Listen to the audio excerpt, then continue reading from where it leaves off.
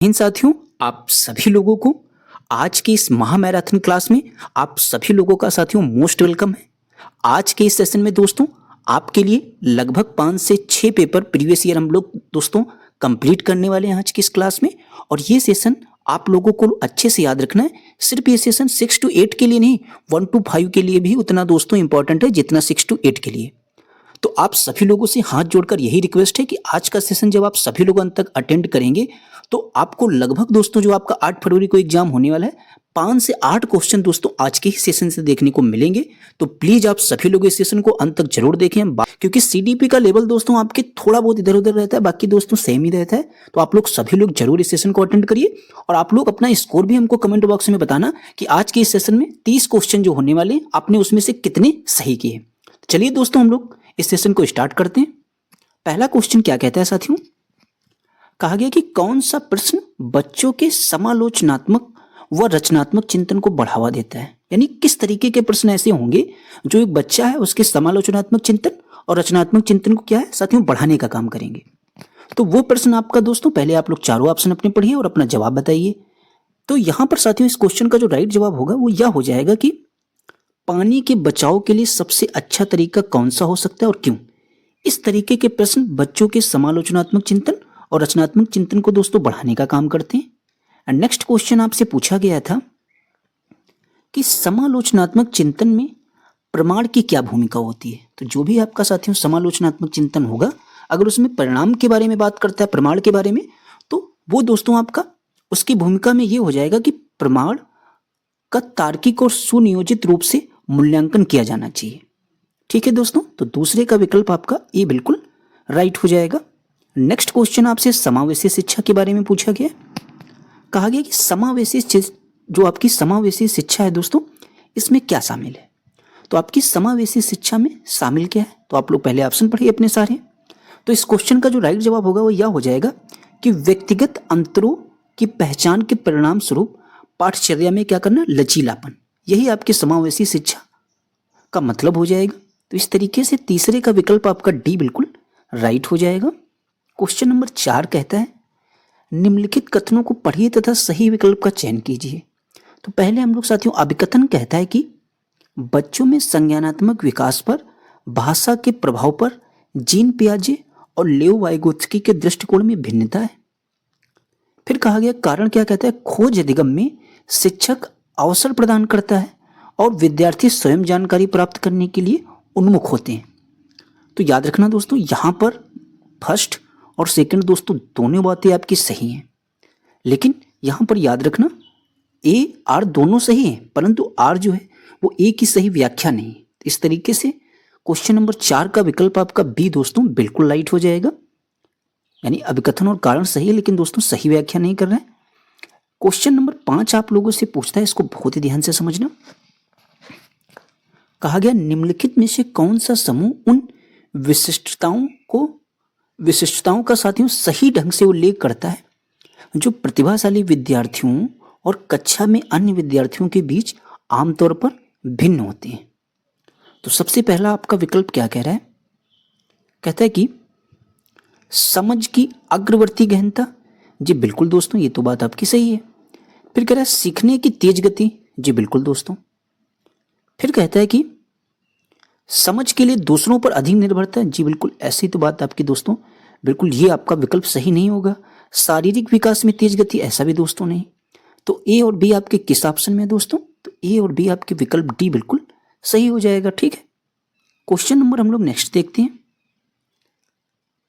कहा गया कि श्रवण बाधित के संदर्भ में निम्नलिखित में से कौन सा कथन सही है। तो याद रखना, श्रवण बाधित का मतलब जो बच्चे श्रवण बाधित बच्चे के प्रभावी ढंग से संवाद करने की क्षमता को प्रभावित कर सकती है। ये बात बिल्कुल सही है, उसके जो संवाद करने की क्षमता है उसको दोस्तों प्रभावित कर सकती है उसकी क्या, श्रवण बाधिता। तो 6 का विकल्प आपका बिल्कुल ऑप्शन नंबर ए राइट हो जाएगा। क्वेश्चन नंबर 7 आपसे पूछ रहा है कि समावेशन के संदर्भ में पाठचर्या सीखने की अपेक्षाएं डैश में समान है जबकि डैश में वे भिन्न है। तो देखते हैं दोस्तों, तो याद रखना पाठचर्या सीखने की अपेक्षाएं आपके समायोजन में समान है, जबकि संशोधन में वे दोस्तों आपके भिन्न है। ठीक है, तो इस तरीके से 7 का विकल्प आपका डी बिल्कुल राइट हो जाएगा साथियों।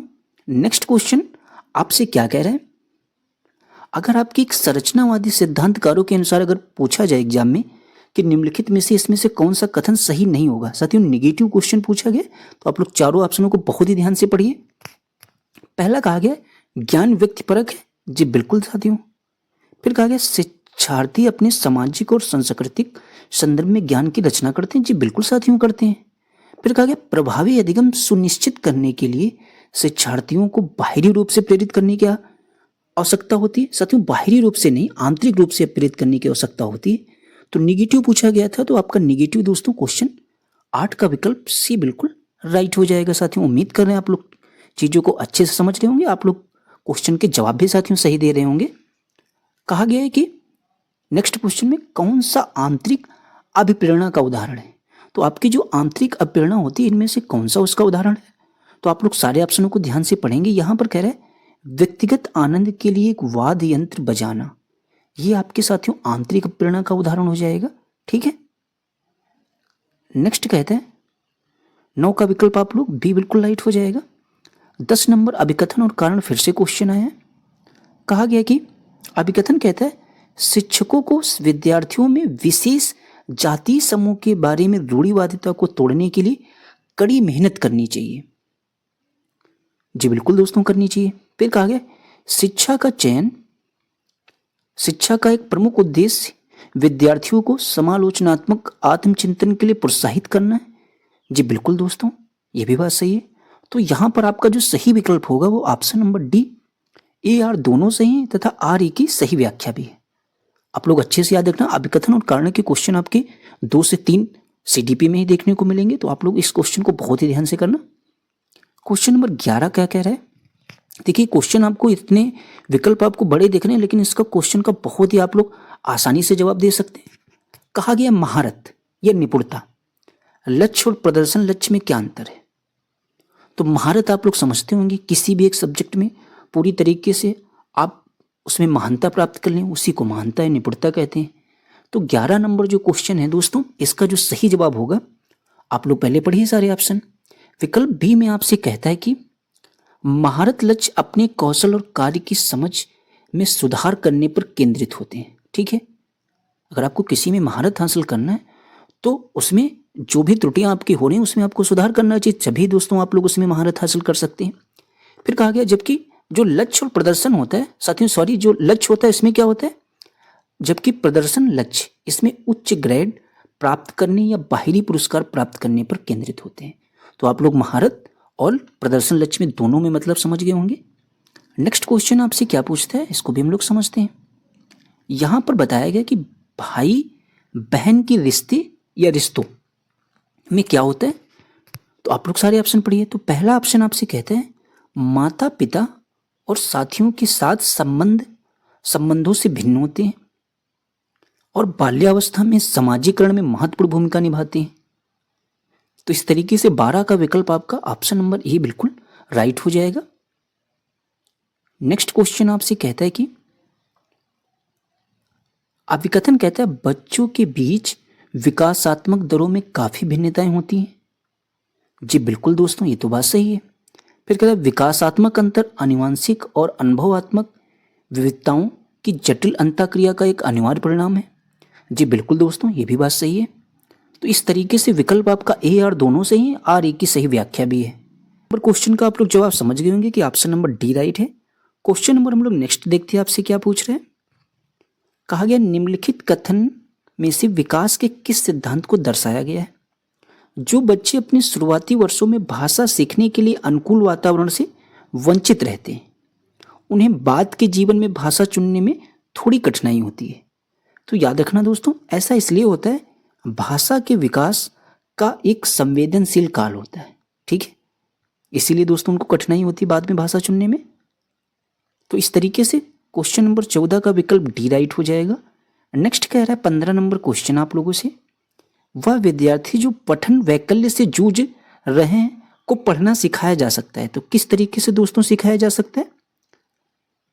प्रणालीगत ध्वन्यात्मक प्रशिक्षण के माध्यम से दोस्तों इनको चीज़ों को सिखाया जा सकता है। किस तरीके से?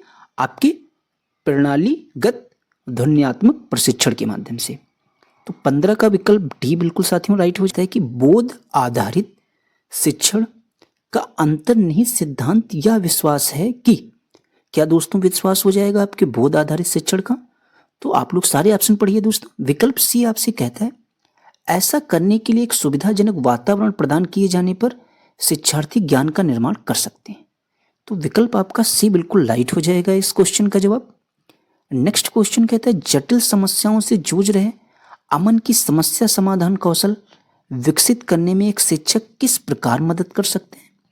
तो दोस्तों जो आपका एक शिक्षक होता है वो किस प्रकार मदद करेगा? जो भी आपका एक छात्र अमन है वो जटिल समस्याओं से अगर जूझ रहा है तो क्या करेगा दोस्तों? उसे मंथन करने और विचार उत्पन्न करने के लिए दोस्तों प्रोत्साहित करके उसकी मदद दोस्तों कर सकते हैं।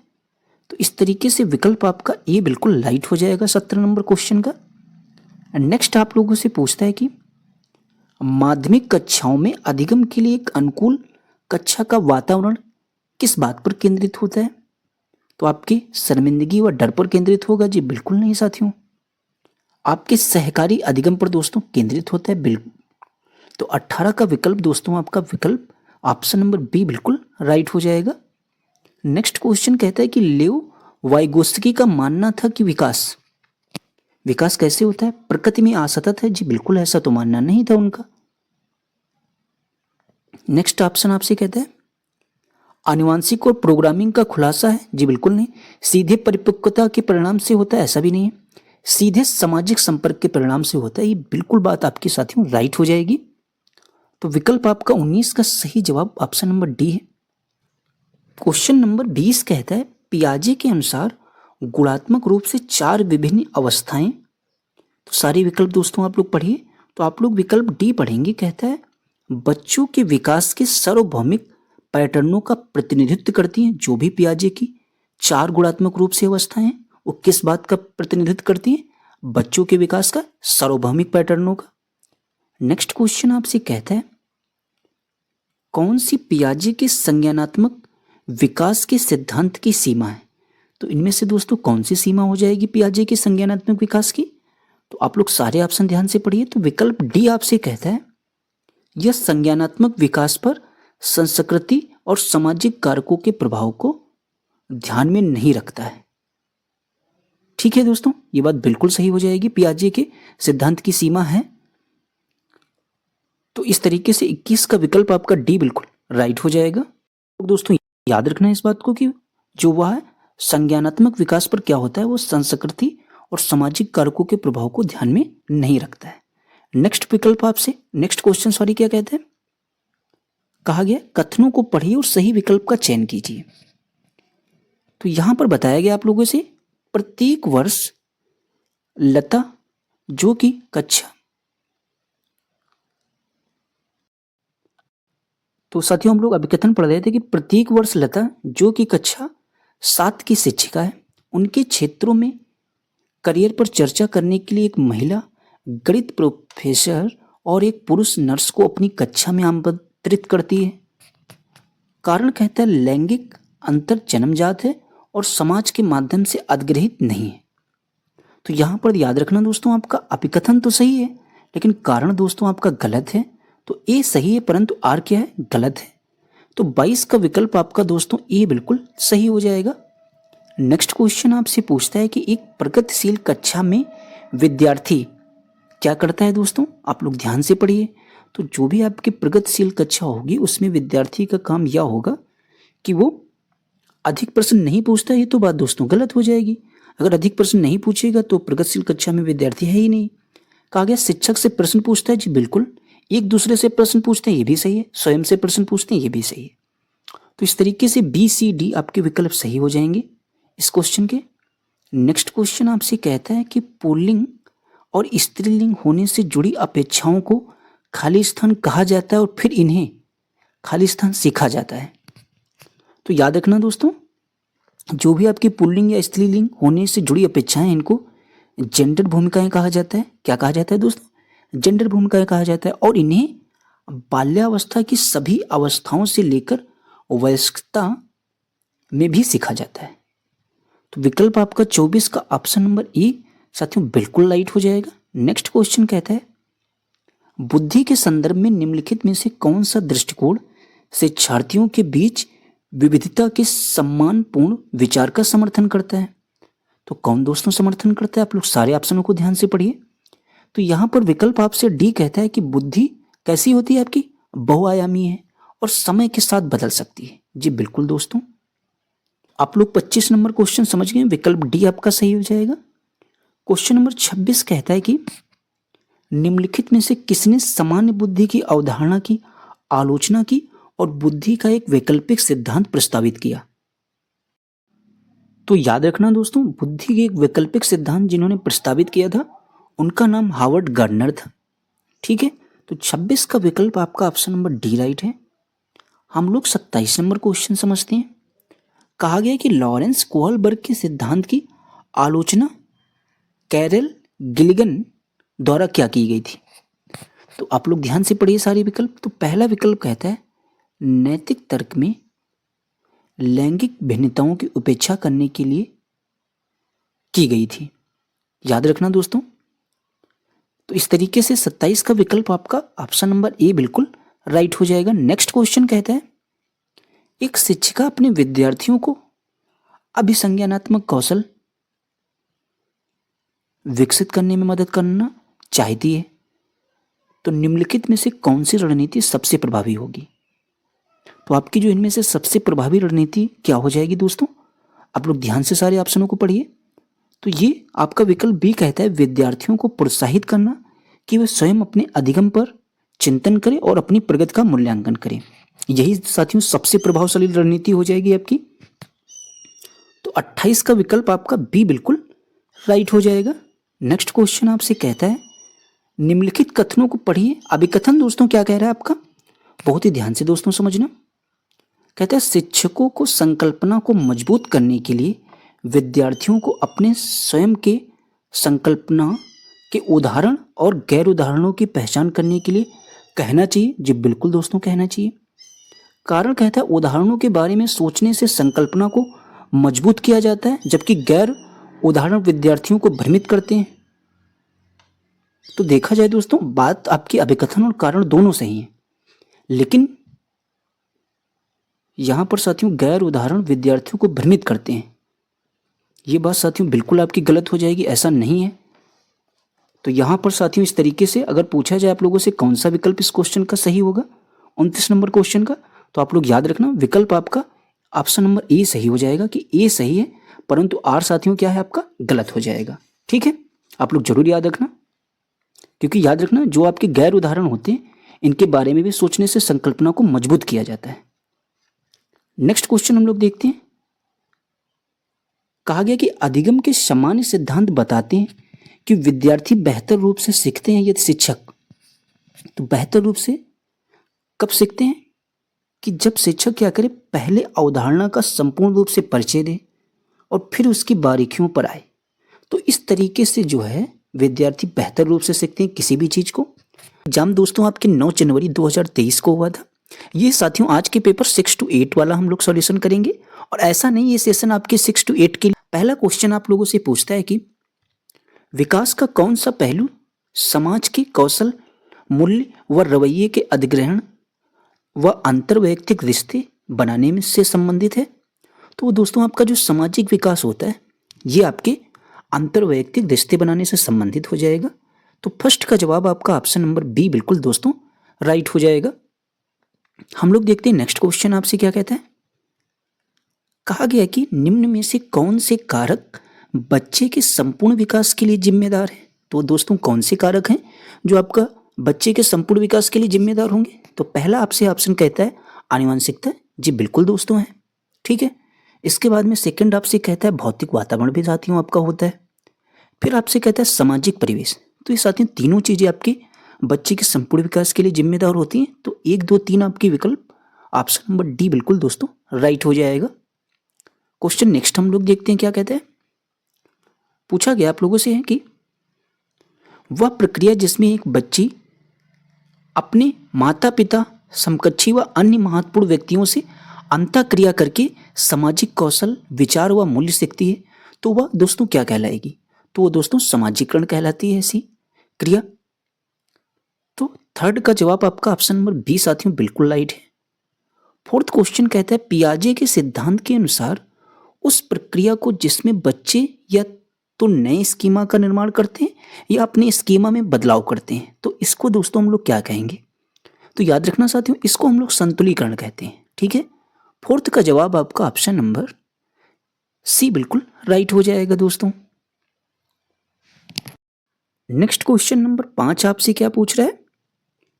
कहा गया कि जीन पियाजे के अनुसार मूर्त संक्रियात्मक अवस्था में बच्चे तर्कपूर्ण ढंग से सोच पाते हैं, पर उन्हें किस चीज़ में दोस्तों कठिनाई होती है? तो संरक्षण के कार्य में कठिनाई नहीं होती है, ना तो क्रमबद्धता के कार्य में। उनको दोस्तों कठिनाई होती है परिकल्पित निगमनात्मक तर्क में दोस्तों कठिनाई होती है। ठीक है, निगमनात्मक तर्क का मतलब होता है साथियों नियम से उदाहरण की ओर इसमें दोस्तों चला जाता है। तो इस तरीके से 5 नंबर क्वेश्चन का सही जवाब ऑप्शन नंबर सी बिल्कुल राइट हो जाएगा। नेक्स्ट क्वेश्चन देखते हैं। 6 नंबर क्वेश्चन कहता है कोहलबर्ग के अनुसार बच्चे किस अवस्था में नियमों को निश्चित और निरपेक्ष मानते हैं? तो जो भी आपके नियम होते हैं उनको दोस्तों बच्चे किस अवस्था में निरपेक्ष मानते हैं या निश्चित मानते हैं? तो वो दोस्तों आपकी अवस्था होती है सजा और आज्ञाकारिता अभिविन्यास। इस अवस्था में बच्चे नियमों को निश्चित और निरपेक्ष मानते हैं। तो 6 नंबर क्वेश्चन का राइट जवाब दोस्तों आपका ऑप्शन नंबर विकल्प ए राइट हो जाएगा। 7 नंबर क्वेश्चन आपसे पूछा गया था आपके एग्जाम में कि निम्न में से किसे सामाजिक रचनावादी सैद्धांतिक रूप में भी जाना जाता है? तो आपने देखा सामाजिक रचनावादी, जैसे ही आप लोगों के दिमाग में आना चाहिए लेओ वाइगोत्स्की। नेक्स्ट क्वेश्चन दोस्तों क्या कहता है?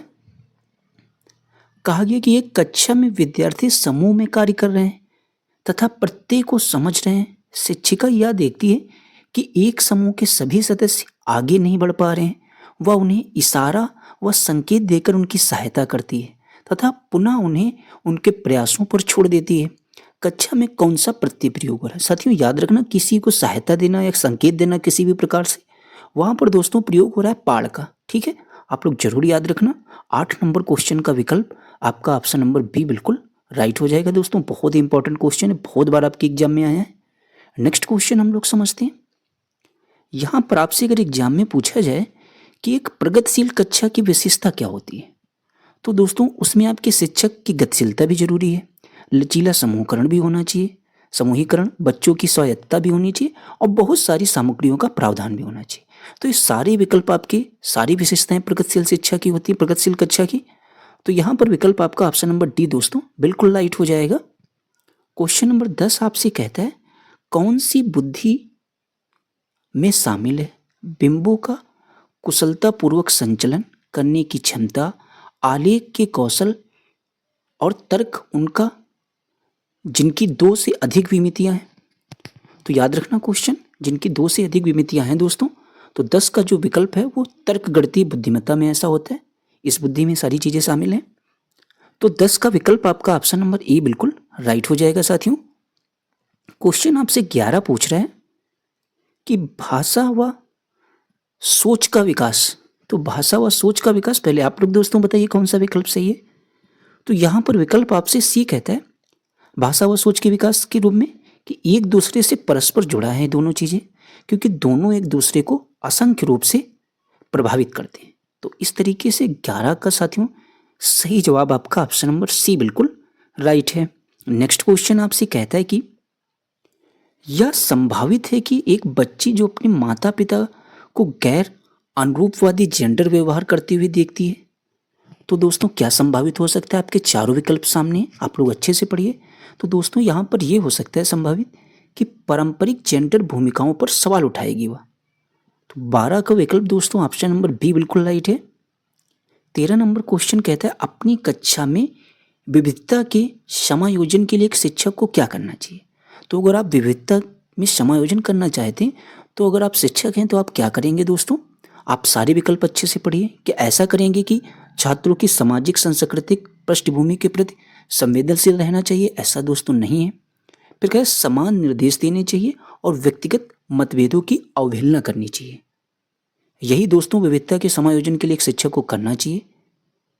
तो यहाँ पर 13 का विकल्प साथियों जो है ऑप्शन नंबर बी बिल्कुल राइट हो जाएगा। ठीक है साथियों, आप लोग जरूर याद रखना। नेक्स्ट क्वेश्चन हम लोग देखते हैं। आपसे कहा गया कि आकलन का उद्देश्य क्या होना चाहिए। तो आपके आकलन का उद्देश्य ये होना चाहिए सीखने में वृद्धि होना चाहिए। नेक्स्ट क्वेश्चन आपसे क्या कहता है, कहा गया कथन और कारण वाला। दोस्तों कथन क्या कहता है, बच्चों के सीखने और तरक्की के मूल्यांकन के लिए विविध तरीकों और प्रणालियों का प्रयोग करना चाहिए। जी बिल्कुल दोस्तों, बिल्कुल करना चाहिए। तर्क कहता है विभिन्न क्षेत्रों में बच्चों के विकास की समग्र जानकारी देने के लिए मूल्यांकन का एक तरीका काफ़ी नहीं है। ये भी बात दोस्तों सही है। तो ए आर दोनों सही हैं और आर सही व्याख्या करता है आपकी किसकी, ए की। नेक्स्ट क्वेश्चन हम लोग दोस्तों देखते हैं। तो हम लोगों ने क्वेश्चन 15 दोस्तों समझ लिया है। 16 नंबर क्वेश्चन आपसे एग्जाम में पूछा गया था कि समावेशी स्कूल की रचना में क्या शामिल होता है। तो जो भी आपका समावेशी स्कूल होगा उसकी रचना में दोस्तों ये शामिल होगा, पूर्वाग्रह व पक्षपात पर सवाल उठाना दोस्तों आपका बिल्कुल समावेशी कक्षा में शामिल रहेगा।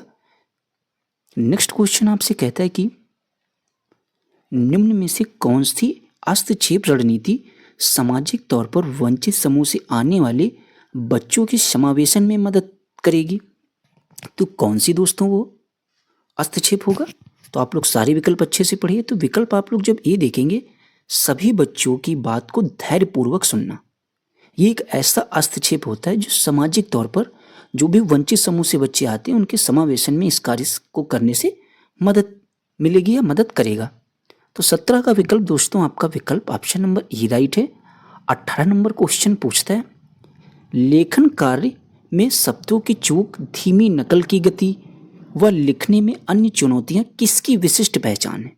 तो दोस्तों याद रखना ये सारी विशिष्ट पहचान होंगी। लेखन कार्य की बात हो रही तो लेखन वैकल्य दोस्तों इस क्वेश्चन का राइट जवाब हो जाएगा। नेक्स्ट क्वेश्चन कहता है आरओ ब्लैक बोर्ड के बहुत नज़दीक बैठने पर जोर देता है और पढ़ते समय किताब को अपनी आंखों के बहुत पास रखता है। ऐसी स्थिति में एक शिक्षक को क्या करना चाहिए दोस्तों। अगर आरओ ऐसे काम कर रहा है छात्र, तो ऐसी स्थिति में शिक्षक को दोस्तों आप लोग सारे विकल्प अच्छे से पढ़िए, जो आपको सबसे विकल्प उचित लगे वो बताइए। तो यहाँ पर दोस्तों ऑप्शन नंबर 20 क्वेश्चन का राइट जवाब होगा आरओ की आंखों की जांच के लिए पेशेवर विशेषज्ञ की सलाह लेनी चाहिए। ऐसा दोस्तों करना चाहिए। नेक्स्ट क्वेश्चन कहते हैं आपकी मौलिकता, सोच में प्रवाह व लचीलापन किसकी प्रमुख विशिष्ट पहचान है।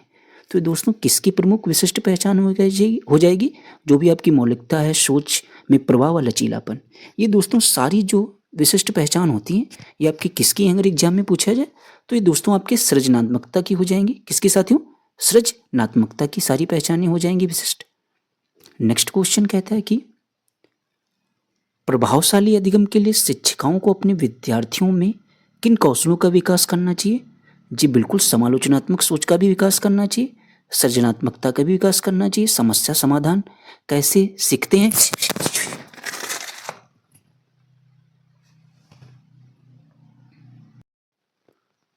तो यहाँ पर साथियों आपके जो सारे विकल्प दोस्तों सही हो जाएंगे। 21 नंबर क्वेश्चन का आंसर आपका डी बिल्कुल राइट हो जाएगा। क्वेश्चन नंबर 22 आप लोगों से क्या कहते हैं, कहा गया कि सहयोगात्मक अधिगम को सुसाधित करने के लिए शिक्षकों को विद्यार्थी में आपसी संवाद को प्रोत्साहित करना चाहिए। तर्क कहता है सीखना दूसरों की मदद लेकर सह निर्माण की प्रक्रिया है।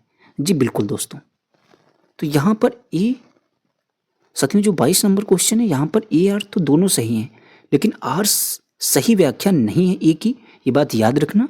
तो 22 का विकल्प आपका ऑप्शन नंबर बी दोस्तों बिल्कुल राइट हो जाएगा। क्वेश्चन 23 कहता है बच्चों को सीखने के बारे में निम्नलिखित में से कौन से कथन सही नहीं है। तो अगर आप बच्चे को कोई काम सिखाना चाहते हैं तो इनमें से कौन सी बात है जो जरूरी नहीं है। तो पहला कहता है बच्चे चक्रीय तरीके से सीखते हैं। जी बिल्कुल दोस्तों सीखते हैं। बच्चे रैखिक तरीके से सीखते हैं, ऐसा दोस्तों नहीं है। जब चक्रीय तरीके से सीख रहे हैं तो रैखिक तरीके से नहीं सीखते हैं। तो यहाँ पर आपसे निगेटिव पूछा गया था, तो निगेटिव दोस्तों विकल्प आपका बी ही इस क्वेश्चन का राइट जवाब हो जाएगा। बाकी आप लोग देख लीजिए सारे सही हैं कि बच्चे अपनी गलतियाँ और त्रुटियों से सीखते हैं। जी बिल्कुल सीखते हैं। बच्चे तब सीखते हैं जब वे सक्रिय संबंध बनाने में सक्षम होते हैं। जी बिल्कुल। नेक्स्ट क्वेश्चन कहता है, एक रचनावादी कक्षा कक्ष में खाली स्थान सीखने का केंद्र क्या होता है? अगर एक रचनावादी दोस्तों क्लास है तो उसमें सीखने का केंद्र अगर एग्जाम में पूछा जाए क्या होता है, तो वो दोस्तों होता है अर्थ बनाना, ना कि दोस्तों रटकर स्मरण करना, वेदन व अभ्यास ऐसा भी नहीं है और अनुबंधन भी नहीं है। ठीक है, तो 24 का दोस्तों जो सही जवाब है वो आपका ऑप्शन नंबर सी बिल्कुल राइट हो जाएगा। नेक्स्ट क्वेश्चन हम लोग देखते हैं क्या कहते हैं। 25 नंबर क्वेश्चन आप लोगों से कहता है कि विद्यार्थियों को सक्षम करने के लिए कि वे अपने सीखने को विनियमित कर पाएं, एक शिक्षक को क्या करना चाहिए? तो ध्यान से सारे ऑप्शन आप लोग पढ़िए। तो कहता है बच्चों को निष्क्रिय रूप से, जी बिल्कुल नहीं, निष्क्रिय आपने देखा निगेटिव हो जाएगा। सीखने की प्रक्रिया पर सख्त नियंत्रण भी दोस्तों नहीं करना चाहिए। कह रहा है बच्चों को स्वयं लक्ष्य तय करने व उसे पाने की रणनीतियों पर काम करने के लिए हतोत्साहित दोस्तों बिल्कुल भी नहीं करना है। तो ये आपके 3 विकल्प तो गलत हो चुके हैं। अब आप लोगों के लिए जो सही जवाब होगा वो यह होगा कि बच्चों में अधिसंज्ञानात्मक क्षमताओं के विकास पर ध्यान केंद्रित करना चाहिए। यही दोस्तों आपका बिल्कुल सही जवाब हो जाएगा। आप लोगों को ऐसे ही अपने ऑप्शनों को छांटना है। ठीक है, तो आप लोग अच्छे से अपने क्वेश्चन का जवाब दे पाएंगे। क्वेश्चन नेक्स्ट आपसे कहता है, छात्रों को प्रभावी समस्या समाधान को सक्षम करने के लिए क्या करना चाहिए? तो दोस्तों ऐसा करना चाहिए कि सुलझाए हुए उदाहरणों पर विचार करने के लिए प्रोत्साहित किया जाना चाहिए। यही करना चाहिए, छात्रों को प्रभावी समस्या समाधान इसी तरीके से सक्षम किया जा सकता है। दोस्तों सक्षम करने के लिए अगर एग्जाम में पूछा जाए क्या करना चाहिए, तो इस तरीके से 26 का विकल्प आपका ऑप्शन नंबर ए बिल्कुल राइट है। नेक्स्ट क्वेश्चन आपसे कहता है, एक प्रभावी शैक्षिक रणनीति कौन सी है? तो आप चारों ऑप्शन पढ़िए।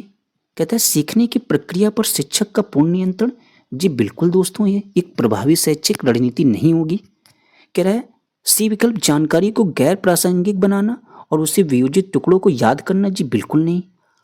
अनर्थक वेदन में अभ्यास ऐसा भी नहीं। आप लोग विकल्प बी पढ़ेंगे तो एक प्रभावी शैक्षिक रणनीति यही होगी कि संकल्पनात्मक मानचित्र बनाना व नई जानकारी को पूर्व जानकारी से जोड़ना।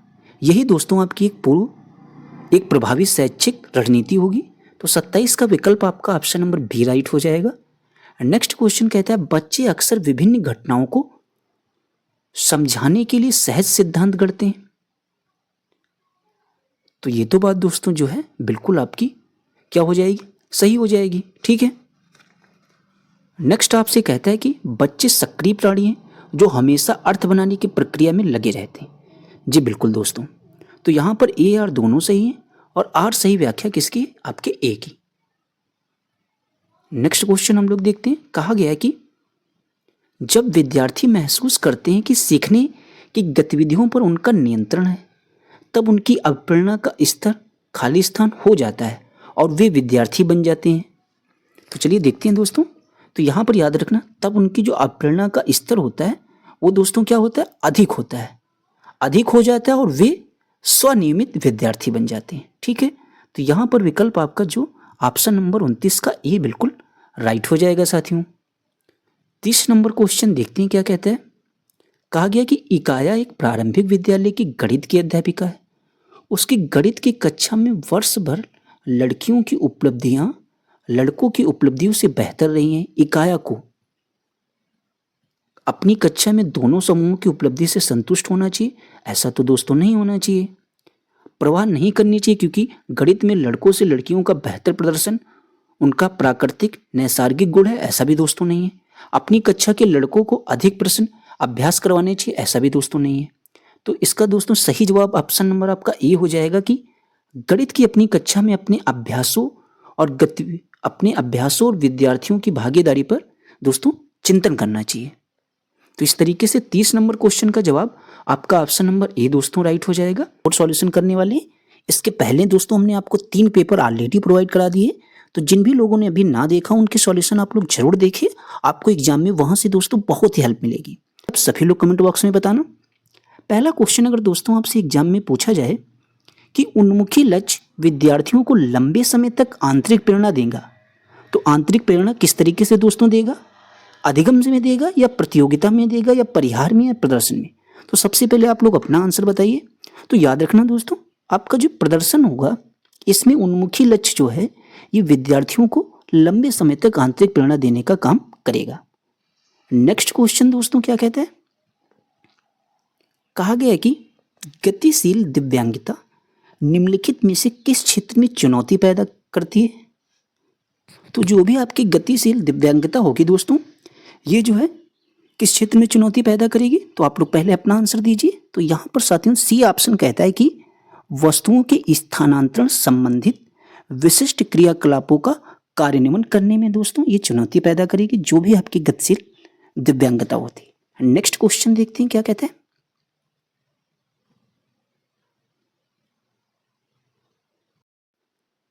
थर्ड क्वेश्चन कहता है आप लोगों से क्या कह रहे हैं, कहा गया कि विकास का वह चरण जब कोई जीव सबसे तेजी से किसी विशेष कौशल या विशेषता को प्राप्त कर सकता है तो साथियों क्या कहलाता है। तो याद रखना दोस्तों, ऐसा क्षेत्र या ऐसा चरण जो है वो क्या दोस्तों कहलाएगा। तो याद रखना दोस्तों, वो आपका समीपस्थ विकास का क्षेत्र कहलाता है। जो तेजी से किसी विशेष कौशल या विशेषता को प्राप्त कर सकता है वह क्या कहलाएगा, समीपस्थ विकास का क्षेत्र कहलाएगा दोस्तों। नेक्स्ट क्वेश्चन, कहा गया कि बाल केंद्रित शिक्षा के समर्थकों का मानना है कि, क्या दोस्तों मानना है। तो आप लोग सारे विकल्प अच्छे से पढ़िए फिर जवाब देना। कहा गया कि स्वयं तर्क चिंतन की अपेक्षा नहीं की जा सकती, ऐसा तो दोस्तों नहीं है। फिर कहा गया कि व्यक्तिगत अनुभव अधिगम प्रक्रिया में केंद्रीय भूमिका निभाते, जी बिल्कुल दोस्तों निभाते हैं। ये बात बिल्कुल सही हो जाएगी, बाल केंद्रित शिक्षा के समर्थकों का मानना ऐसा ही है। तो फोर्थ का विकल्प आपका ऑप्शन नंबर बी बिल्कुल राइट हो जाएगा। क्वेश्चन नंबर 5 क्या कह रहा है, कहा गया कि माध्यमिक विद्यालय में विद्यार्थियों को पढ़ाने के लिए वांछनीय तरीका कौन सा है। तो देखते हैं साथियों, जो वांछनीय तरीका आपका इन चारों विकल्पों में से कौन सा होगा। देखिए यहाँ पर कह रहा है किसी एक ही विधि को प्रोत्साहित करना, जी बिल्कुल नहीं। किसी भी समस्या समाधान के लिए चरण दर निर्देश, ये भी साथियों नहीं होगा। कह रहा है सामूहिक कार्य और सहपाठियों सहयोग को हतोत्साहित दोस्तों बिल्कुल भी नहीं करना चाहिए। लास्ट ऑप्शन कहता है, देखिए साथियों आप लोग निगेटिव वर्ड से भी आपके अपने ऑप्शन छाट सकते हैं और सही आंसर आप लोग दे सकते हैं।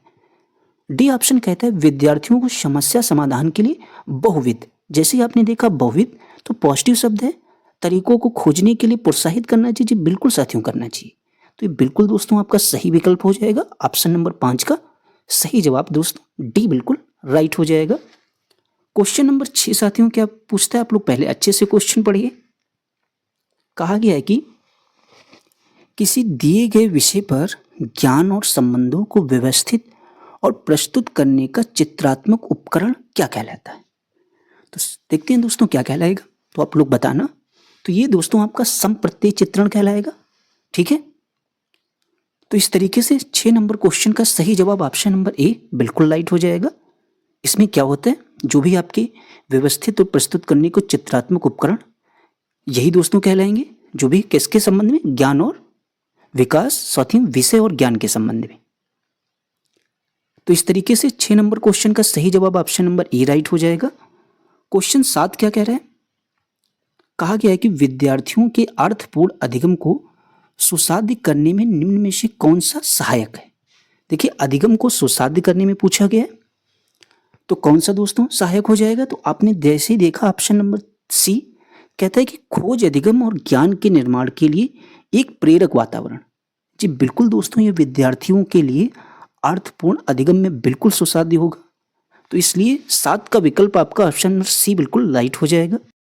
तो 7 नंबर क्वेश्चन का साथियों विकल्प आपका सी बिल्कुल राइट हो जाएगा। नेक्स्ट क्वेश्चन हम लोग 8 नंबर देखते हैं क्या कह रहा है। पूछा गया है कि कैरोल गिलिगन, तो कैरोल गिलिगन के बारे में हम लोग देखते हैं कौन सा विकल्प आपका सही होगा। तो विकल्प बी में दोस्तों कहा गया है कि कैरोल गिलिगन का तर्क है कि कोहलबर्ग के नैतिकता सिद्धांत में नारीवादी नैतिकता जो देखभाल के आधार पर बल देती है, जिनकी अवहेलना की गई है, जी बिल्कुल दोस्तों यही आपका विकल्प बिल्कुल सही हो जाएगा। कैरोल गिलिगन के बारे में 8 का दोस्तों सही जवाब ऑप्शन नंबर बी हो जाएगा। क्वेश्चन 9 कहता है कि प्रतिभाशाली और मेधावी विद्यार्थियों को क्या करना चाहिए, सिर्फ तथ्यों के प्रत्यय स्मरण पर आधारित प्रदत्त कार्य देने चाहिए, जी ऐसा तो नहीं है। कहा गया चुनौतीपूर्ण अधिगम परिवेश मिलना चाहिए। जी बिल्कुल दोस्तों, बिल्कुल मिलना चाहिए। जो भी आपके प्रतिभाशाली और मेधावी विद्यार्थी होंगे उनको किस तरीके का अधिगम मिलना चाहिए? चुनौतीपूर्ण। तो 9 का विकल्प दोस्तों आपका ऑप्शन नंबर बी बिल्कुल सही हो जाएगा। क्वेश्चन नंबर 10 पूछ रहा है आप लोगों से कि लेव वाइगोत्स्की का मानना था कि, दोस्तों इनका क्या मानना था? चलिए देखते हैं सारे विकल्प हम लोग। तो विकल्प आप लोग जब बी देखेंगे तो लेव वाइगोत्स्की का मानना दोस्तों ये था कि समस्या समाधान के दौरान बच्चों को संकेत देकर और उत्तर की तरफ पहुंचने वाले सवाल पूछकर उसको दोस्तों पाठ प्रदान करना चाहिए। ये बात बिल्कुल सही हो जाएगी आपके लेव वाइगोत्स्की के विषय में। पाठ का मतलब दोस्तों है सहायता प्रदान करना, ठीक है। तो इस तरीके से 10 का विकल्प आपका ऑप्शन नंबर बी बिल्कुल राइट हो जाएगा। क्वेश्चन नंबर 11 क्या कह रहा है? कहा गया कि बच्चों को एक समूह अपने खेल को एक नृत्य रियलिटी शो पर आधारित करता है। यानी जो बच्चों का एक समूह है वो अपने खेल को क्या कर रहा है? एक नृत्य रियलिटी शो पर आधारित करता है। एक जज को नकल करते हुए जफर मेज पर चढ़ता है और टिप्पणी करते हुए ताली बजाता है। इस उदाहरण में समाजीकरण की कौन सी संस्था निर्देशित है? देखिए दोस्तों, सेम ऐसे ही क्वेश्चन आपके एग्जाम में आते हैं। एक सिचुएशन आपके सामने दे रखी गई होगी, वहां पर आप लोगों को अपना चारों विकल्प में से जो सही सबसे जवाब होगा वही आपको बताना होगा। तो यहाँ पर 11 नंबर क्वेश्चन का जो साथियों बिल्कुल सही जवाब होगा वो दोस्तों आपका मीडिया, ठीक है। नेक्स्ट क्वेश्चन हम लोग देखते हैं क्या कह रहे हैं। जो विद्यार्थी जिन्हें लेखन वैकल्य, क्या है साथियों? लेखन वैकल्य यानी लिखने में कठिनाई है, उनकी जरूरतों की पूर्ति हेतु एक अध्यापिका को क्या करना चाहिए? देखते हैं दोस्तों क्या करना चाहिए। आलोचना तो बिल्कुल नहीं करनी चाहिए। सीमित समय में लेखन कर, ऐसा भी दोस्तों नहीं करना चाहिए। आकलन के लिए मौखिक तरीका भी नहीं अपनाना चाहिए। तो करना दोस्तों ये चाहिए कि किसी दत्त कार्य को पूरा करने के लिए आवश्यक लेखन की मात्रा जो है उसको बढ़ा देनी चाहिए। तो 12 का विकल्प दोस्तों आपका जो सही जवाब होगा वो आपका बिल्कुल सी राइट हो जाएगा। क्वेश्चन 13 आप लोगों से साथियों कहता है भ्रांतियां, यानी भ्रांतियां क्या होती हैं? अध्यापन अधिगम प्रक्रिया में बाधक है? ऐसा तो नहीं है। अधिगम प्रक्रिया का प्राकृतिक अंग है दोस्तों। जो भी आपकी भ्रांतियां होंगी ये क्या होती हैं साथियों? आपकी अधिगम प्रक्रिया का प्राकृतिक अंग है। तो 13 का विकल्प दोस्तों बी बिल्कुल राइट हो जाएगा। क्वेश्चन नंबर हम लोग देखते हैं नेक्स्ट आपसे क्या पूछ रहा है। कहा गया है कि जीन पियाजे की संज्ञानात्मक विकास के सिद्धांत का अनुसरण करते हुए विद्यार्थियों को विकास की किस अवस्था पर 2 संप्रत्यय प्रस्तुत करनी चाहिए जिसमें परिकल्पना आधारित निगमनात्मक तर्क की जरूरत पड़ती हो? तो किस तरीके के दोस्तों संप्रत्यय प्रस्तुत करनी चाहिए? तो वो दोस्तों संप्रत्यय आपके अमूर्त संक्रियात्मक प्रस्तुत करनी चाहिए, जिसमें क्या होगा? परिकल्पना आधारित निगमनात्मक तर्क की जरूरत पड़ेगी दोस्तों आपके किसमें? अमूर्त संक्रियात्मक में। तो इस तरीके से 14 नंबर क्वेश्चन का सही जवाब साथियों आपका विकल्प बी बिल्कुल राइट हो जाएगा। क्वेश्चन नंबर 15 साथियों क्या पूछ रहे हैं? बच्चों के संज्ञानात्मक विकास का, जो भी आपके बच्चों का संज्ञानात्मक विकास है, इस पूछा गया किसका परिणाम है? तो केवल आनुवंशिकता का जी बिल्कुल नहीं है, केवल वातावरण का भी नहीं है, केवल आर्थिक कारकों का भी नहीं है। तो ये दोस्तों आपकी आनुवंशिकता और वातावरण की पारस्परिक क्रिया का होता है जो भी आपके बच्चों में संज्ञानात्मक विकास होता है। नेक्स्ट क्वेश्चन आपसे पूछा गया था कि एक प्रभावी अध्यापक, तो एक प्रभावी अध्यापक के बारे में आपके सामने 4 विकल्प हैं, इनमें से कौन सा सही होगा? गलत उत्तरों के लिए विद्यार्थियों को दंडित जी बिल्कुल नहीं करना चाहिए। ज्ञान के ज्यों के त्यों पुनरुत्पादन पर बल देता है, ऐसा भी नहीं होना चाहिए। अपने विद्यार्थियों की भावनात्मक आवश्यकताओं को ध्यान में रखता है, जी बिल्कुल एक प्रभावी अध्यापक का काम यही होगा। जो भी विद्यार्थी की भावनात्मक आवश्यकताएं होगी उसका ध्यान रखना। नेक्स्ट क्वेश्चन कहता है कि माध्यमिक विद्यालयों में लिंग भेद को दूर करने हेतु निम्न में से कौन सा मददगार रहेगा? तो देखते हैं चारों विकल्प हम लोग, कौन सा मददगार रहेगा? जेंडर आधारित आसान व्यवस्था को बढ़ावा देना, जी बिल्कुल नहीं। जेंडर अनुवृत्ति भूमिकाओं पर बल देना, ऐसा भी नहीं है। जेंडर प्रारूपों का प्रतिरूपण करना, जी बिल्कुल नहीं। कह रहे जेंडर रूढ़िवादों में लचीलेपन को बढ़ावा देना, ये दोस्तों मददगार साबित होगा आपके जो भी आपके माध्यमिक विद्यालय होंगे वहां पर लिंग भेद को दूर करने के लिए। नेक्स्ट क्वेश्चन आपसे कहता है कि निम्न में से कौन सा सवाल विद्यार्थियों में अधिसंज्ञान कौशलों को बढ़ावा देने में मददगार रहेगा? तो जो भी आपके अधिसंज्ञान कौशल होंगे उनको दोस्तों कौन सा इसमें बढ़ाने में मददगार होगा? तो चलिए देखते हैं। पानी का रासायनिक सूत्र, ऐसा तो नहीं है। ये साथियों बिल्कुल भी आपके अधिसंज्ञान कौशल को बढ़ाने में महत्वपूर्ण नहीं है। कह रहा है एक पारिस्थितिकी तंत्र के विविध घटक क्या है? ऐसा भी दोस्तों नहीं। तो अधिसंज्ञान कौशल किस तरीके से बढ़ सकता है? तो बढ़ सकता है दोस्तों दिए गए सवाल को सुलझाने के लिए आपने क्या सोपान अपनाए। ये दोस्तों बिल्कुल सही जवाब हो जाएगा आपके 18 नंबर क्वेश्चन का। अधिसंज्ञान कौशलों के विषय में विद्यार्थी को यही दोस्तों बढ़ावा देने में मददगार साबित होगा। नेक्स्ट क्वेश्चन कहता है कि निम्न में से कौन सी बुद्धि गार्डनर के बहुबुद्धि सिद्धांत में सम्मिलित नहीं है? देखिए दोस्तों कितना इंपॉर्टेंट क्वेश्चन है, पूछा है कि बहुबुद्धि सिद्धांत में सम्मिलित नहीं है। तो देखिए साथियों, पहला कहता है कि शारीरिक गति संवेदी बुद्धि। जी बिल्कुल दोस्तों, ये आपके गार्डनर के बहुबुद्धि सिद्धांत में सम्मिलित है। प्राकृतिक बुद्धि भी सम्मिलित है, स्थानीय बुद्धि भी है, लेकिन आपके सृजनात्मक बुद्धि साथियों गार्डनर के बहुबुद्धि सिद्धांत में बिल्कुल सम्मिलित नहीं है। आप लोग जरूर याद रखना। नेक्स्ट क्वेश्चन आपसे दोस्तों क्या कहता है? कहा गया कि विद्यार्थियों में संप्रत्यात्मक अधिगम हेतु एक अध्यापिका को निम्न में से किसका प्रयोग टालना चाहिए? देखते हैं साथियों किसका प्रयोग टालना चाहिए। विषयों को जटिल से सरल क्रम में लगाना। क्या साथियों करना चाहिए? जो भी आपके विषय हैं इनको जटिल से सरल क्रम में लगाना, इसके प्रयोग को दोस्तों टालना चाहिए। किसमें? आपका जो भी संप्रत्यात्मक अधिगम होता है। तो 20 का साथियों विकल्प आपका सही जवाब ऑप्शन नंबर ए बिल्कुल राइट हो जाएगा। आप लोग जरूर याद रखना। नेक्स्ट क्वेश्चन कहता है 21 नंबर, कहा गया कि निम्नलिखित वक्तव्यों में कौन सा विकास के विषय में सही नहीं है? तो विकास के विषय में आपका साथियों कौन सा सही नहीं है? कहा गया है कि सांस्कृतिक परिवर्तन से विकास प्रभावित नहीं होता है। ऐसा तो दोस्तों नहीं है, विकास बिल्कुल प्रभावित होता है। तो यहां पर पूछा गया कौन सा विकास के विषय में सही नहीं है, तो दोस्तों आपका पहले विकल्प ऐसा है जो सही नहीं है। ठीक है, बाकी दोस्तों आप सारे पढ़ के देख लीजिए। विकास जीवन पर्यंत परिवर्तन की प्रक्रिया है। जी बिल्कुल। विकास सुनिश्चित पूर्व निर्धारित रीति से होता है। विकास बहुआयामी और एवं बहुमुखी होता है। ये सारे दोस्तों सही है। जो आपका सही नहीं है विकल्प ए बिल्कुल सही नहीं, नेगेटिव पूछा गया तो आपको नेगेटिव जवाब देना है। अब आपका कथन और तर्क वाला दोस्तों क्वेश्चन है, इसको आप लोग बहुत ही ध्यान से पढ़िए। कहता क्या है साथियों? कथन कहा गया कि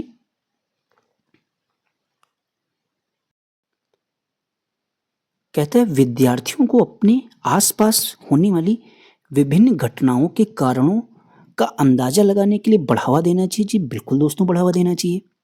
बच्चे अपने आसपास दिखी हर घटना का कारण खोजना चाहते हैं और उनकी कारक व्याख्या उन्हें लघु सिद्धांतों के निर्माण की ओर ले जाती है। यहां पर देखा जाए दोस्तों आपके ए आर दोनों सही है और आर सही व्याख्या भी आपकी एक ही कर रहा है। तो विकल्प दोस्तों यहां पर ऑप्शन नंबर सी बिल्कुल राइट हो जाएगा इस क्वेश्चन का, 22 नंबर क्वेश्चन का। नेक्स्ट क्वेश्चन कहता है कि पठन में कठिनाइयां जैसे कि अक्षरों का दर्पण छवि, भ्रम और उत्क्रमण निम्न में से किसका अभिलक्षण होता है? तो जो भी आपके अक्षर होंगे उनका दर्पण में छवि जो है उसमें भ्रम और उत्क्रमण की स्थिति, ये जो कठिनाइयां हैं किसका अभिलक्षण है दोस्तों? तो ये आपके वाचन वैकल्पिक कौशल हो जाएंगे। जरूर याद रखना किसका? वाचन वैकल्पिक। तो 23 का साथियों सही जवाब आपका ऑप्शन नंबर डी बिल्कुल राइट हो जाएगा। आप सभी लोग देख लेना इसको एक बार। नेक्स्ट क्वेश्चन कहता है कि 24 नंबर आपसे क्वेश्चन पूछ रहा है कि कहता है कि राष्ट्रीय शिक्षा नीति 2020 में विद्यार्थियों के आकलन हेतु प्रस्तावित समग्र 360 बहुआयामी रिपोर्ट के संदर्भ में कौन सा कथन सही नहीं है दोस्तों? नेगेटिव पूछा गया है। चलिए हम लोग बहुत ही ध्यान से पढ़ते हैं इसके चारों ऑप्शनों को। कहता है रिपोर्ट घर और विद्यालय के मध्य एक महत्वपूर्ण संबंध बनाएगी। जी बिल्कुल दोस्तों। कहा गया रिपोर्ट में स्वयं और सहपाठियों का आकलन सम्मिलित होगा। जी बिल्कुल। रिपोर्ट केवल व्यक्तिगत कार्यों पर केंद्रित होगी और सामूहिक कार्यों को शामिल नहीं करेगी। ये भी दोस्तों सही है। फिर कहा गया रिपोर्ट में विद्यार्थियों की संज्ञानात्मक, भावात्मक और मनोगत्यात्मक आयामों की प्रगति शामिल होगी। ये बात साथियों बिल्कुल सही नहीं है, तो इसीलिए साथियों नेगेटिव पूछा गया था, तो आपका विकल्प ए बिल्कुल राइट हो जाएगा। नेक्स्ट क्वेश्चन कहता है कि विद्यार्थियों में समालोचनात्मक सोच का मूल्यांकन करने का प्रभावी तरीका क्या है।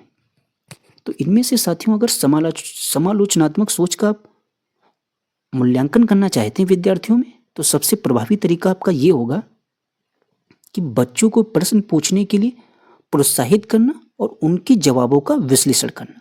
यही साथियों आपका सबसे प्रभावी तरीका हो जाएगा। नेक्स्ट क्वेश्चन आपसे कहता है कि सामूहिक एकालाप की अवधारणा किसके द्वारा दी गई है। यहाँ पर साथियों आप लोग इसका जवाब थोड़ा सा ध्यान से समझना। देखिए, जो भी आपकी सामूहिक एकालाप की अवधारणा, ये साथियों आपकी जीन पियाजे, लेव वाइगोत्स्की दोनों ने दी थी। तो यहाँ पर दोस्तों 50% और 50% देखा जाए दोस्तों, दोनों विकल्प सही हैं। यहाँ पर अगर आपके ऑप्शन में ए और बी दोनों होता तो साथियों ज़्यादा बेहतर होता, लेकिन आप लोग जब दोनों यहाँ पर ऑप्शन सही है, तो आप लोग अगर पेपर में ऐसा क्वेश्चन आता है तो आप लोग पहले ऑप्शन सही लगा देना, ठीक है, याद रखना दोस्तों। नेक्स्ट क्वेश्चन आपसे कहता है कि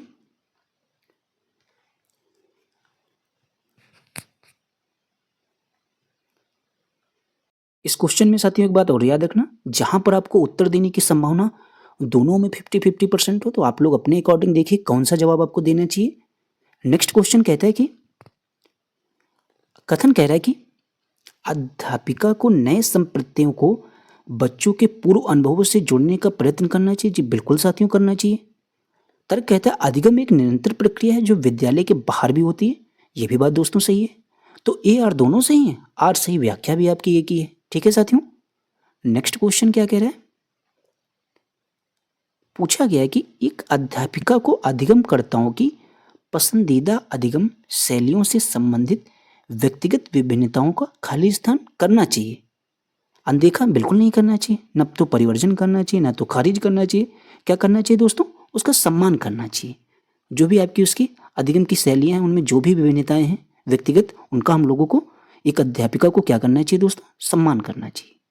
नेक्स्ट क्वेश्चन कहता है कि एक वाइगोत्स्कियन कक्षा कक्ष में सहपाठियों का एक समूह किसी सामान्य लक्ष्य पर पहुंचने के लिए कार्य कर रहा है। इस स्थिति में वो खाली स्थान में व्यस्त होगा, तो दोस्तों पारस्परिक अध्यापन में व्यस्त होगा, क्योंकि बात हो रही किसके, वाइगोत्स्कियन के कक्षा कक्ष के बारे में। तो कहाँ पर दोस्तों व्यस्त होगा, आपके पारस्परिक अध्यापन में। नेक्स्ट क्वेश्चन क्या कह रहे हैं,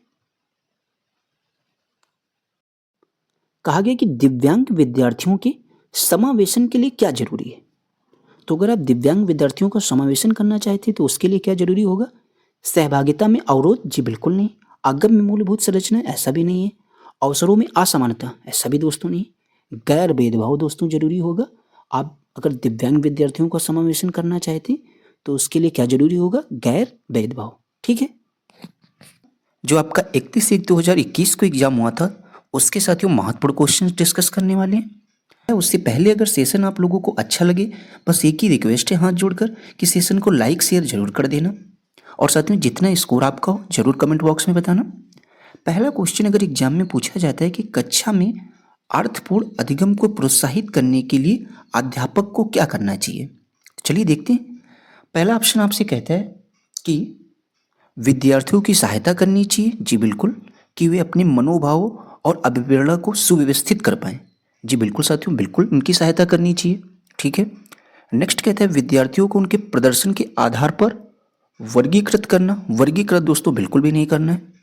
फिर कह रहे हैं विद्यार्थियों में संवाद परिचर्चा को प्रोत्साहित करना चाहिए, जी बिल्कुल दोस्तों करना चाहिए, जिससे वे क्या हो कि बहुपरिप्रेक्ष्य करने में सशक्त हों। तो ये भी आपका थर्ड भी सही है। फिर कहा गया कि कक्षा में विविधता की उपेक्षा दोस्तों नहीं करनी है।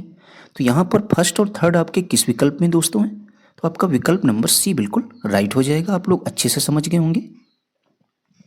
नेक्स्ट क्वेश्चन अगर आपसे एग्जाम में पूछा जाता है कि प्रतिकूल परिस्थितियों और वंचित पृष्ठभूमि वाले अधिगमकर्ताओं को संबोधित करने के लिए निम्नलिखित में से कौन सी पद्धति प्रभावशाली नहीं है। साथियों नेगेटिव क्वेश्चन पूछा गया, तो कौन सी इनमें से जो आपकी पद्धति होगी वो आपकी प्रभावशाली नहीं होगी।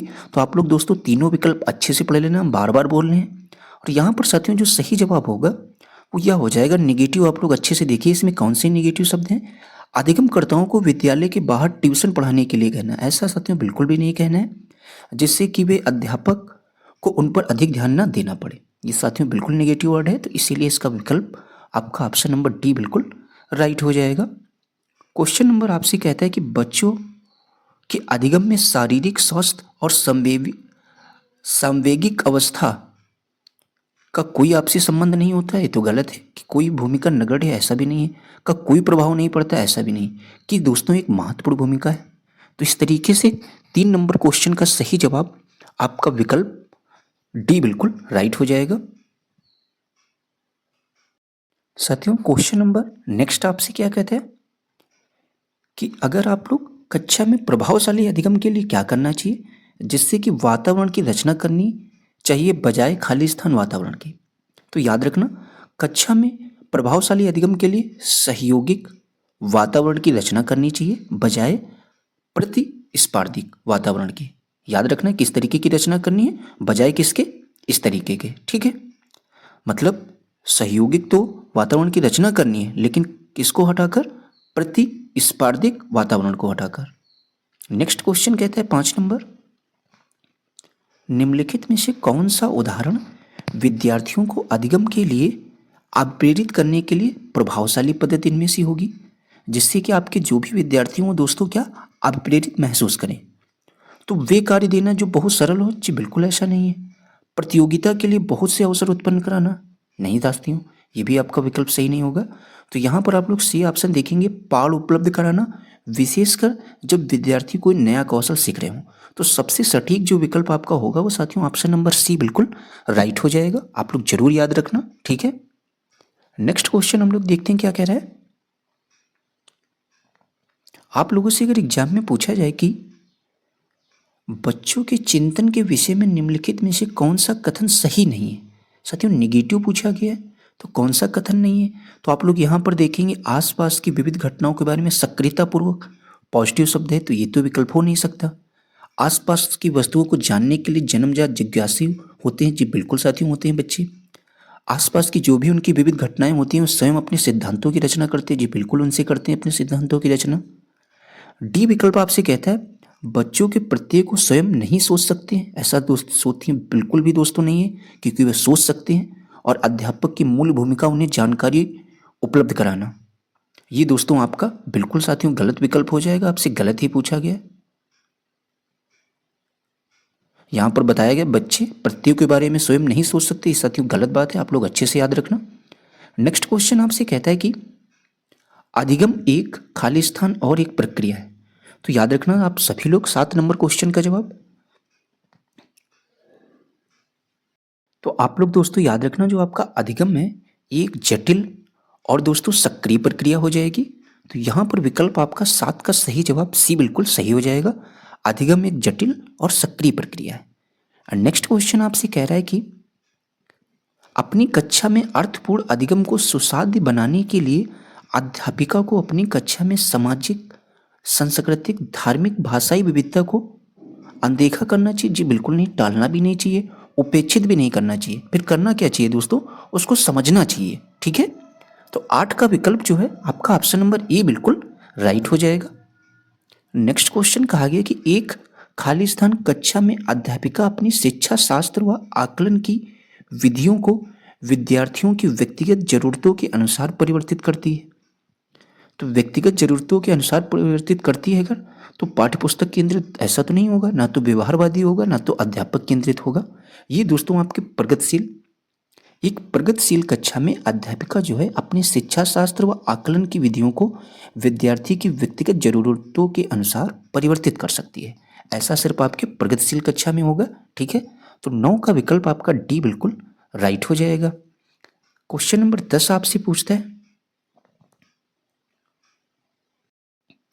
10 नंबर अगर आपसे एग्जाम में पूछा जाए कि बच्चों को विद्यालय में असफल होना क्या है, तो बच्चों का विद्यालय में असफल होने से आप सही विकल्प पढ़ने से पहले आप लोग जरूर दोस्तों चारों विकल्प को अच्छे से पढ़ना। फिर आप लोग डी विकल्प को पढ़ेंगे तो यहाँ पर बताया गया है कि बच्चों का विद्यालय में असफल होना ये आपका निर्दिष्ट करता है कि विद्यालय इन बच्चों की आवश्यकताओं और रुचियों की पूर्ति करने में क्या है दोस्तों, समर्थ नहीं है, इसीलिए आपके बच्चे क्या है वो आपके असफल हुए। तो 10 का विकल्प आपका विकल्प डी साथियों बिल्कुल राइट हो जाएगा। क्वेश्चन नंबर 11 आपसे एग्जाम में देखने को मिले कि समूह में एक दूसरे को पढ़ाने और सहायता करने से क्या बच्चों का ध्यान भंग हो सकता है? ऐसा तो नहीं है। बच्चों में प्रतिस्पर्धात्मक प्रवृत्ति उत्पन्न होती है जो कि अधिगम में विघ्न रुकावट तो बिल्कुल दोस्तों नहीं पैदा करेगी। बच्चे स्वयं की चिंतन प्रक्रिया पर आक्षेप कर सकते हैं और संज्ञानात्मक क्रियाकलाप के उच्च स्तर पर पहुंच सकते हैं। ये बात बिल्कुल दोस्तों राइट हो जाएगी। अगर आप समूह में एक दूसरे को पढ़ाने में सहायता कर रहे हैं तो इसमें क्या दोस्तों सही जवाब हो जाएगा, आपका ऑप्शन नंबर सी बिल्कुल राइट हो जाएगा, ताकि वो संज्ञानात्मक क्रियाकलाप के कहाँ दोस्तों पहुंच सके, उच्च स्तर पर पहुंच सकते हैं। नेक्स्ट क्वेश्चन आपसे अगर देखने को मिले एग्जाम में कि बच्चों के समाजीकरण में विद्यालय क्या है, प्राथमिक कारक तो आपका है नहीं ना, इसकी कोई भूमिका ऐसा भी नहीं दोस्तों, भूमिका बिल्कुल होती है कि बहुत कम भूमिका है, ऐसा भी दोस्तों नहीं है। तो याद रखेंगे आप सभी लोग, बच्चों के समाजीकरण में विद्यालय आपका ये द्वितीय कारक होता है, ठीक है। जबकि परिवार यहीं पर अगर दोस्तों एग्जाम में पूछता है कि परिवार क्या है, तो परिवार दोस्तों आपका प्राथमिक कारक है। ये भी आप लोग याद रखना। यहाँ पर 2 क्वेश्चन हमने आपको क्लियर कर दिए। बच्चों के समाजीकरण में विद्यालय द्वितीय कारक होगा, परिवार प्राथमिक कारक होगा। नेक्स्ट क्वेश्चन हम लोग कवर करते हैं। अगर आपसे 13 नंबर क्वेश्चन पूछा जाता है कि निम्नलिखित में से किस मनोवैज्ञानिक ने प्रस्तावित किया है कि बच्चों का चिंतन गुणात्मक रूप से वयस्कों की अपेक्षा अलग होता है, ये दोस्तों आपके किस मनोवैज्ञानिक ने ऐसा कहा था कि जो बच्चों का चिंतन है ये गुणात्मक रूप से आपके वयस्कों से भिन्न होता है, वयस्कों की अपेक्षा साथियों अलग होता है। तो हावर्ड गार्डनर ने कहा ऐसा? जी बिल्कुल नहीं, ना तो लॉरेंस कोहलबर्ग के द्वारा कहा गया। ये दोस्तों आपके जीन पियाजे का ऐसा मानना था, ठीक है, कि बच्चों का जो चिंतन है वो आपकी गुणात्मक रूप से वयस्कों की अपेक्षा अलग होता है, ठीक है। तो आप लोग अच्छे से समझ गए होंगे इस क्वेश्चन का जवाब। और ये क्वेश्चन लगभग दोस्तों आपके 7 से 8 बार एग्जाम में आया है, तो आप लोग जरूर इसको अच्छे से तैयार कर लेना कि आपका 1 नंबर 100% क्लियर हो जाए। नेक्स्ट क्वेश्चन कहता है कि अगर आपसे एग्जाम में पूछा जाए कि विकास के विषय में निम्नलिखित में से कौन सा कथन सही है, तो विकास के बारे में आपको बताना है इन चारों विकल्प में से कौन सही है। तो आप लोग विकल्प सी को पढ़ेंगे कि बच्चों के विकास में बहुत सी सांस्कृतिक विविधताएं होती हैं। जी बिल्कुल दोस्तों, ये आपके विकास के विषय में बिल्कुल कथन सही हो जाएगा कि जो भी आपके बच्चे होते हैं उनके विकास में बहुत सी आपकी सांस्कृतिक विविधताएं होती हैं। नेक्स्ट क्वेश्चन कहता है कि 15 नंबर क्वेश्चन कि निम्नलिखित में से मध्य बाल्यावस्था की अवधि का मुख्य प्रमाण चिन्ह कौन सा है। तो बात हो रही है साथियों आपके मध्य बाल्यावस्था के बारे में। तो मध्य बाल्यावस्था में जो आपके मुख्य प्रमाण चिन्ह होगा वो दोस्तों ये हो जाएगा कि तर्क संगत विचारों का विकास जो कि प्राकृतिक रूप से कैसा हो, मूर्त है। ये दोस्तों आपका बिल्कुल सही हो जाएगा मध्य बाल्यावस्था में। तो 15 का विकल्प आपका ऑप्शन नंबर डी बिल्कुल राइट हो जाएगा। बाकी आप लोग हम बार बार करें, ऑप्शन आपको सारे पढ़ने हैं तभी आपको अपना जवाब देना है। नेक्स्ट क्वेश्चन कहता है कि जीन पियाजे के अनुसार बच्चे अमूर्त संक्रियात्मक अवस्था में क्या करते हैं। तो जीन पियाजे के अकॉर्डिंग दोस्तों पूछा गया कि बच्चे अमूर्त संक्रियात्मक अवस्था में कैसे होंगे। तो याद रखना आप सभी लोग, बच्चे दोस्तों अमूर्त संक्रियात्मक अवस्था में परिकल्पित निगमनात्मक तर्क और प्रतिज्ञापित चिंतन करने में दोस्तों कैसे होंगे, वो समर्थ हैं। ऐसा आपके किस में होता है, अमूर्त संक्रियात्मक अवस्था में। तो 16 का विकल्प आपका साथियों, तो आप लोग साथियों यहाँ पर अमूर्त संक्रियात्मक अवस्था के बारे में समझ गए होंगे कि इसका साथियों सही जवाब ऑप्शन नंबर सी हो जाएगा। क्वेश्चन नंबर 17 आपसे क्या पूछ रहे हैं, कहा गया कि लॉरेंस कोहलबर्ग के नैतिक विकास के सिद्धांत के अनुसार व्यक्ति जो है किस अवस्था में जब यह विश्वास करता है कि वर्तमान सामाजिक प्रणाली, जो भी आपकी वर्तमान सामाजिक प्रणाली है साथियों, को सक्रियतापूर्वक बनाए रखने में धनात्मक मानवीय संबंध और सामाजिक वर्ग सुरक्षित रहता है। तो ये दोस्तों आपके किसमें दोस्तों ऐसा होगा कि जो भी आपका सामाजिक वर्ग है वो सुरक्षित रहे, मानवीय संबंध धनात्मक मानवीय संबंध और सामाजिक वर्ग किसमें सुरक्षित रहेंगे? तो याद रखना दोस्तों, आपका विकल्प डी कहता है सामाजिक क्रम व्यवस्था अभिविन्यास में। तो 17 का सही जवाब ऑप्शन नंबर डी राइट हो जाएगा साथियों, बिल्कुल भी। क्वेश्चन नंबर 18 कह रहा है कि बाल्यावस्था की अवधि में विकास में केवल परिमाणात्मक परिवर्तन होते हैं, ऐसा नहीं है। अनियमित और असंबंध होता है, ऐसा भी नहीं है। धीमी गति से होता है एवं उसे मापा नहीं जा सकता, ये भी गलत है। तो याद रखना, जो आपका बाल्यावस्था की अवधि में विकास होगा वो दोस्तों बहुस्तरीय और मिश्रित होता है। कैसा होगा? बहुस्तरीय और मिश्रित होता है। 18 का विकल्प आपका ऑप्शन नंबर डी बिल्कुल राइट हो जाएगा। 19 नंबर क्वेश्चन पूछ रहा है कि निकटस्थ विकास का क्षेत्र क्या है? तो जो भी आपका निकटस्थ विकास का क्षेत्र होता है, अगर एग्जाम में पूछा जाए ये होता क्या है, तो याद रखेंगे आप सभी लोग, ये दोस्तों बच्चों के वर्तमान स्तर पर स्वतंत्र प्रदर्शन और वयस्क व अधिक कौशल वाले समकक्षियों की सहायता से बच्चों द्वारा उपार्जित किए जाने वाले प्रदर्शन के मध्य का क्षेत्र है। जो भी आपका निकटस्थ विकास का क्षेत्र होगा, आप लोग जरूर इसको अच्छे से 1-2 बार पढ़ना। ऐसा क्वेश्चन आपके एग्जाम में कई बार पूछा गया है, ठीक है। तो इसको याद रखना दोस्तों, निकटस्थ विकास के क्षेत्र को हम लोग ZPD भी कहते हैं, ठीक है, जोन ऑफ प्रॉक्सिमल डेवलपमेंट, ठीक है। तो इस तरीके से आपका 19 का सही जवाब ऑप्शन नंबर सी बिल्कुल राइट हो जाएगा। नेक्स्ट क्वेश्चन आपसे कहता है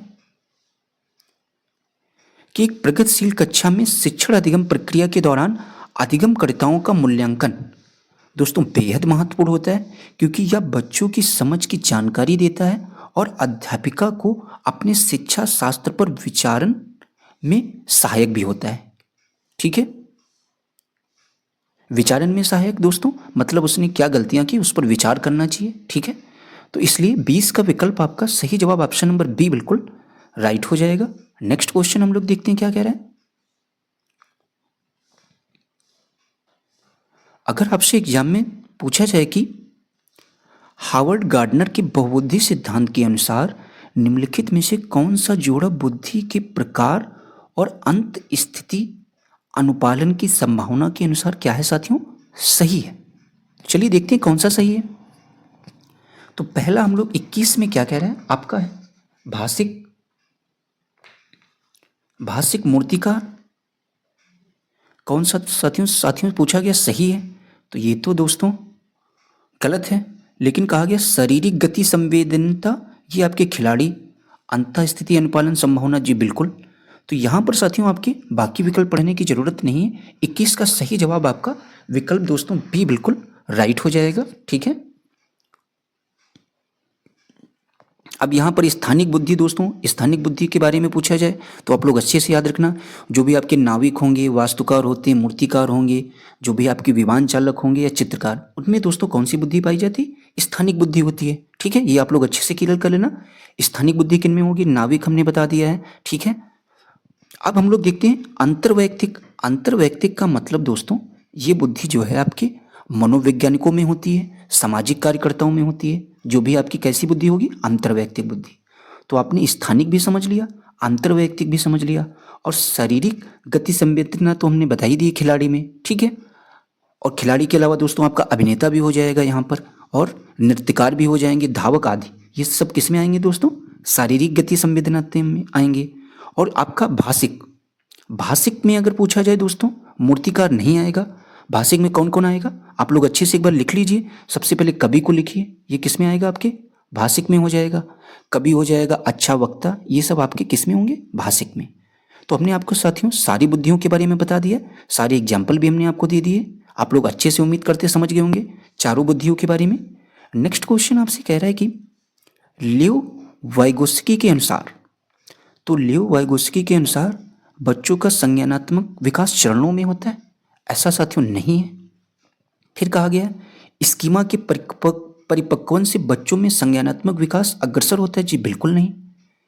तो इस तरीके से इस क्वेश्चन का जो सही जवाब दोस्तों होगा वो आपका विकल्प सी हो जाएगा कि बच्चों के संज्ञानात्मक विकास में भाषा की एक महत्वपूर्ण भूमिका है, जी बिल्कुल दोस्तों होती है महत्वपूर्ण भूमिका। नेक्स्ट क्वेश्चन आपसे पूछ रहा है कि बाल केंद्रित कक्षा वह है जिसमें जिसमें क्या होता है, अधिक लचीला हो और प्रत्येक बच्चे की व्यक्तिगत आवश्यकताओं को पूरा करता हो, उसी को हम लोग बाल केंद्रित कक्षा कहेंगे।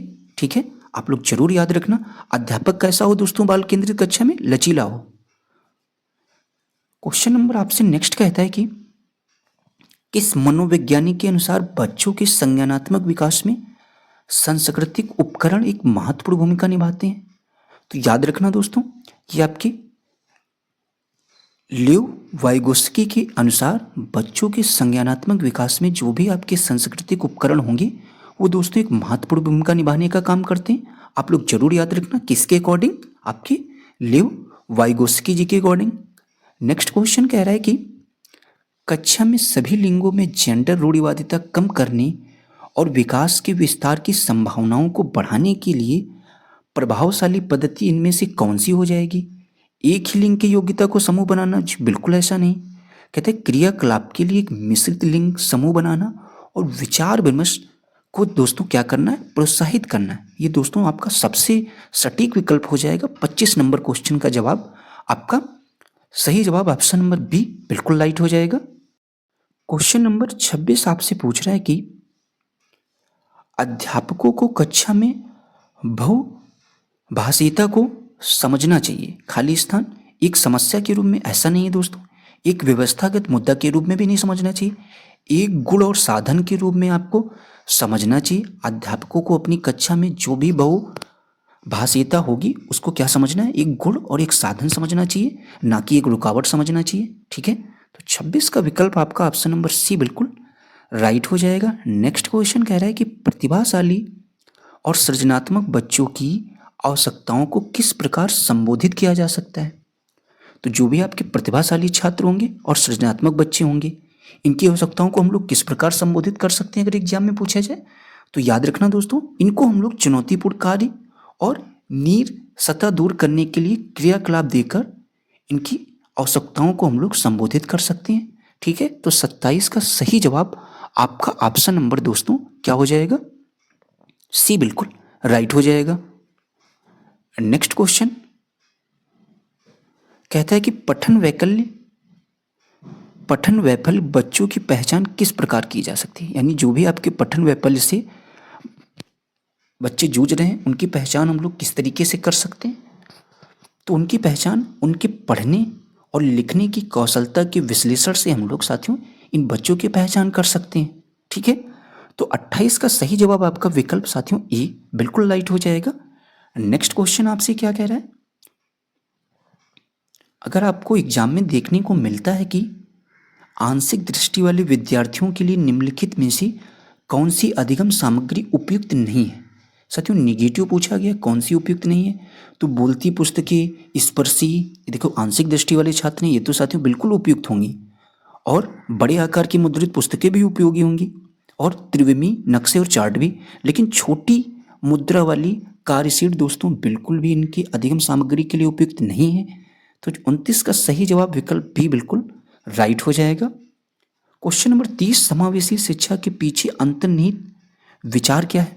तो समावेशी शिक्षा के पीछे जो अंतर्निहित विचार है दोस्तों वह यह हो जाएगा कि दार्शनिकता के सभी बच्चों को नियमित विद्यालय में समान शिक्षा पाने का अधिकार है। ठीक है, क्या है दोस्तों? दार्शनिकता के सभी बच्चों को नियमित विद्यालय में समान शिक्षा पाने का क्या है साथियों? आपके अधिकार है। तो 30 को जो आने वाला 8 फरवरी को आपका एग्जाम है, आज के इस सेशन से लगभग 2 से 3 क्वेश्चंस आपको एज इट इज भी देखने को मिल सकते हैं। तो आप सभी लोगों से रिक्वेस्ट है कि इस सेशन को अंत तक जरूर देखना, और ये सेशन दोस्तों आपके पेपर फर्स्ट और पेपर सेकंड दोनों के लिए बहुत ही इंपॉर्टेंट होने वाला है, क्योंकि ये दोस्तों 7 जुलाई 2024 का एग्जाम हुआ था, उसके क्वेश्चन डिस्कस करेंगे। तो चलिए दोस्तों पहला क्वेश्चन हम लोग देखते हैं आज की क्लास का। और साथियों आप लोगों का कितना स्कोर रहा है जरूर कमेंट बॉक्स में बताना। और साथियों बार बार कह रहे हैं, अगर आपने प्रीवियस ईयर पेपर पर अपनी पकड़ अच्छी बना ली तो आपको दोस्तों पास होने से कोई भी नहीं रोक सकता है। तो हम आपको regular previous year paper provide करा रहे हैं, तो आप लोग जरूर टाइम निकाल कर देखिए इन पेपरों को, आपको बहुत दोस्तों हेल्प मिलेगी। पहला क्वेश्चन कहता है कि प्रगतिशील शिक्षा में जो बच्चे होते हैं इनको किस तरीके से देखा जाता है? पहले आप लोग दोस्तों अपना आंसर बताइए। तो जो भी आपकी प्रगतिशील शिक्षा होगी वहां पर मासूम और आश्रित तो बिल्कुल नहीं देखा जाएगा बच्चों को, ना तो आज्ञाकारी और केवल। जैसे केवल आपने देखा तो दोस्तों ये नेगेटिव हो जाएगा, तो इसको आप यहीं से हटा सकते हैं। फिर कहता है कि ज्ञानवर्धक और अर्थ की रचना करने वाले। जी बिल्कुल दोस्तों, यहाँ पर हम लोग बच्चों को प्रगतिशील शिक्षा में इसी तरीके से देखेंगे, किस तरीके से, ज्ञानवर्धक और अर्थ की रचना करने वाले के रूप में। नेक्स्ट क्वेश्चन आपसे क्या पूछा गया था दोस्तों? पूछा गया कि छात्रों के लिए कक्षा में प्रतिक्रिया सबसे अधिक प्रभावी होती है। तो आप लोग चारों विकल्प को अच्छे से पढ़िए, कौन सी जो प्रतिक्रिया है वो सबसे अधिक प्रभावी होगी। तो यहाँ पर देखेंगे आप तुलनात्मक, तो तुलना दोस्तों बिल्कुल नहीं करनी, ये तो आपका निगेटिव हो जाएगा। फिर कह रहा है यहाँ सीखने की गतिविधि के दौरान और उसके पश्चात भी होता है। जैसे आपने साथियों गतिविधि शब्द देखा तो आप लोगों को लगा कि दोस्तों पॉजिटिव शब्द है, तो आप लोग यहीं से अपना उत्तर दे सकते हैं। तो विकल्प दोस्तों यहाँ पर दूसरे का सही जवाब ऑप्शन नंबर बी बिल्कुल राइट हो जाएगा। यही दोस्तों आपकी सबसे प्रभावी प्रतिक्रिया हो जाएगी छात्रों के लिए कक्षा में। नेक्स्ट क्वेश्चन आपसे अभिकथन और कारण का पूछा गया था। पूछा गया था कि अभिकथन में कि किशोरावस्था के दौरान जेंडर के अनुरूप स्त्रीत्व या पुरुषत्व की परंपराओं का पालन करने के लिए दबाव बढ़ जाता है। फिर कहा गया कि जेंडर और जेंडर भूमिकाएं जैविक रूप से निर्धारित की जाती हैं। तो यहाँ पर दोस्तों ध्यान से सुनना, आपका जो अभिकथन है दोस्तों वो तो बिल्कुल राइट है, लेकिन जो कारण है दोस्तों इसका वो दोस्तों गलत हो जाएगा। तो यहाँ पर ए सही है, आर गलत। किस ऑप्शन में? आपके ऑप्शन नंबर सी बिल्कुल राइट हो जाएगा। ठीक है, नेक्स्ट क्वेश्चन आपसे कह रहा है कि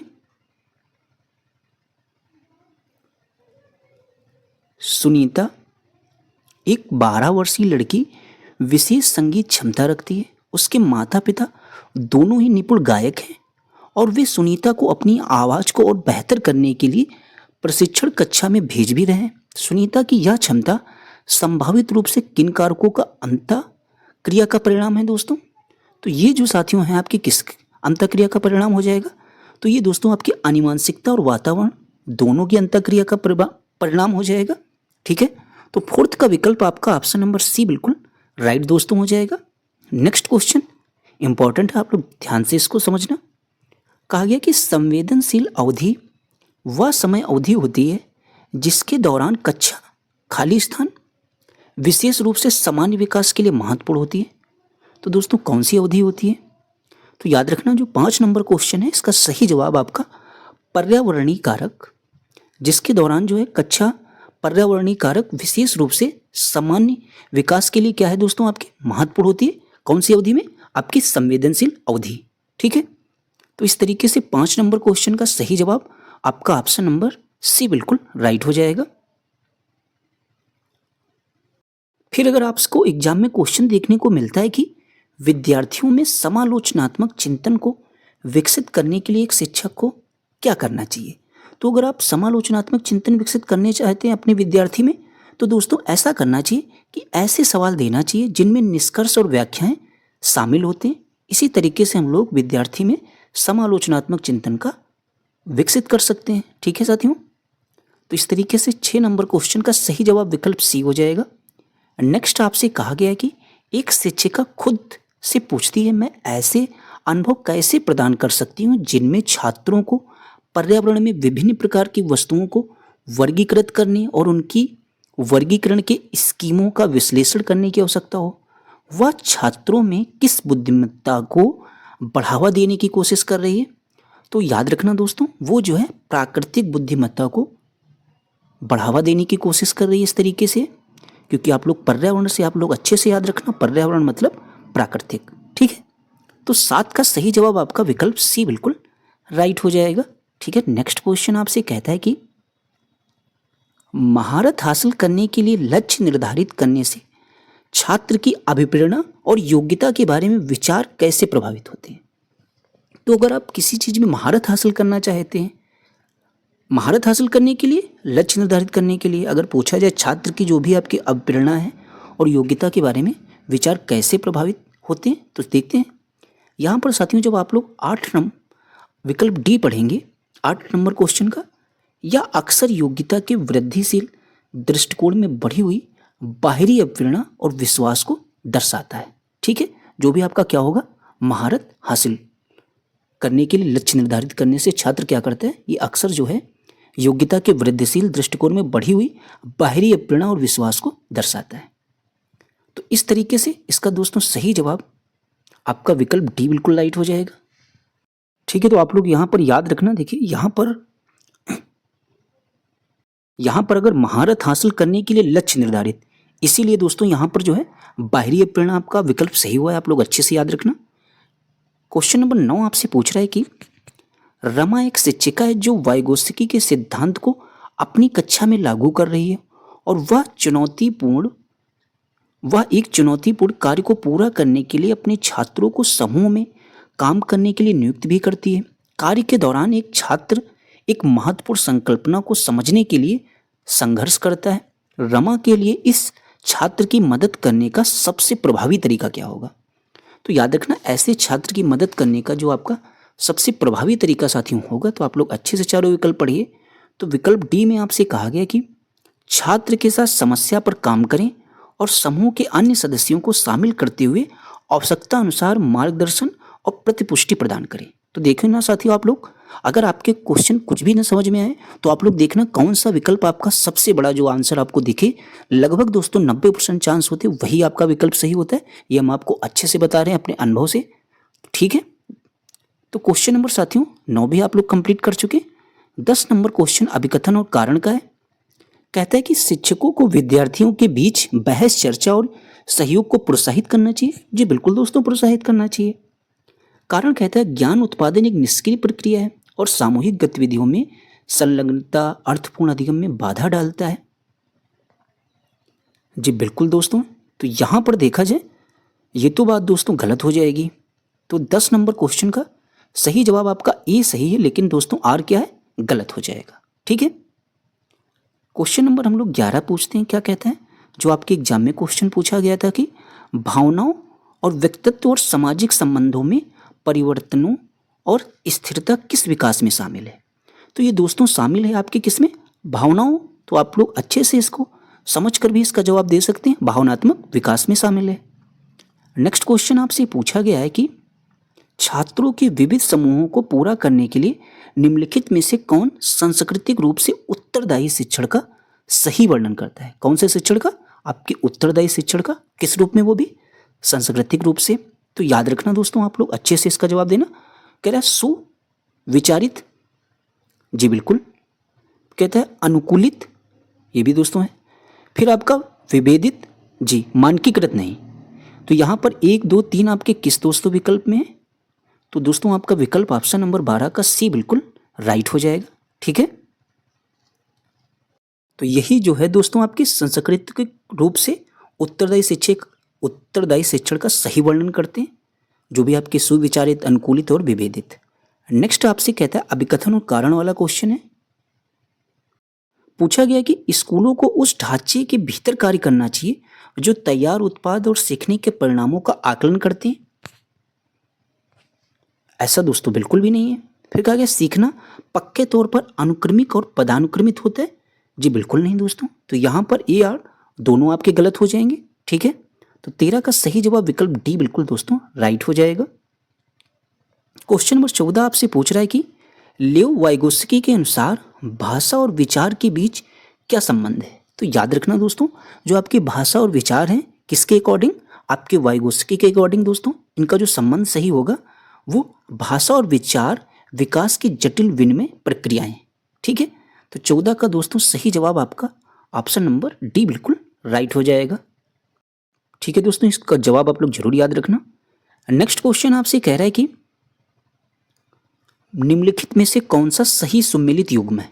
यहां से आपको दोस्तों 4-5 बातें अच्छे से पता होंगी, तो आप लोग अच्छे से समझना। तो सही सुमेलित युग्म कह रहा है मानदंड संदर्भित मूल्यांकन, विशिष्ट विषयों को महारत शामिल है। जी बिल्कुल दोस्तों नहीं। फिर कहता है मानक संदर्भित मूल्यांकन जो है साथियों के प्रदर्शन की तुलना करता है। जी बिल्कुल दोस्तों, ये बात आपकी बिल्कुल सही है और आपसे सही सुमेलित युग्म ही पूछा गया था। तो 15 का विकल्प आपका दोस्तों बी बिल्कुल राइट हो जाएगा। नेक्स्ट क्वेश्चन कह रहा है कि निम्नलिखित में से क्या दृष्टिबाधित विद्यार्थियों को कक्षा में भागीदारी लेने में बाधा डालता है? दोस्तों बाधा डालता है यानी रुकावट कौन सा डालेगा? आप लोग चारों विकल्प को अच्छे से पढ़िए। तो यहाँ पर कह रहा है इलेक्ट्रॉनिक रूप से प्रारूपित व्याख्यान प्रतिलेखन, ये तो दोस्तों बाधा नहीं डालेंगे। कह रहा है मुद्रित पाठ्य पुस्तकें और नोट्स, ये दोस्तों बिल्कुल बाधा डालते हैं। ठीक है, तो इस तरीके से 16 का विकल्प आपका बी बिल्कुल राइट हो जाएगा। बाकी चीज़ें आप लोग दोस्तों अच्छे से देख लेना, ये सारी चीज़ें इसके काम में आएंगी।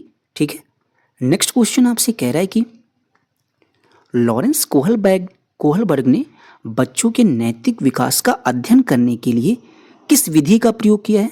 तो याद रखना, बात हो रही है दोस्तों आपके कोहलबर्ग के बारे में, और किसका अध्ययन करने के लिए? आपके नैतिक विकास का।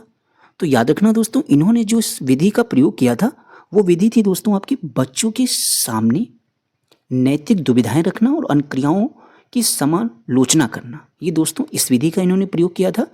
तो 17 का विकल्प आपका साथियों बी बिल्कुल राइट हो जाएगा। नेक्स्ट क्वेश्चन आपसे कह रहा है कि रचनावादी शिक्षण विद्यार्थियों को खाली स्थान किस अधिगम की ओर ले जाता है? तो याद रखना, जो आपका रचनावादी शिक्षण होगा ये अर्थहीन अधिगम की ओर बिल्कुल नहीं ले जाता है, ना तो ग्रहणशील अधिगम की ओर ले जाएगा, ना तो यंत्रवत। ये दोस्तों आपका जो है खोज आधारित अधिगम की ओर ले जाने का काम करता है। कौन सा शिक्षण? आपका रचनावादी शिक्षण। याद रखना साथियों।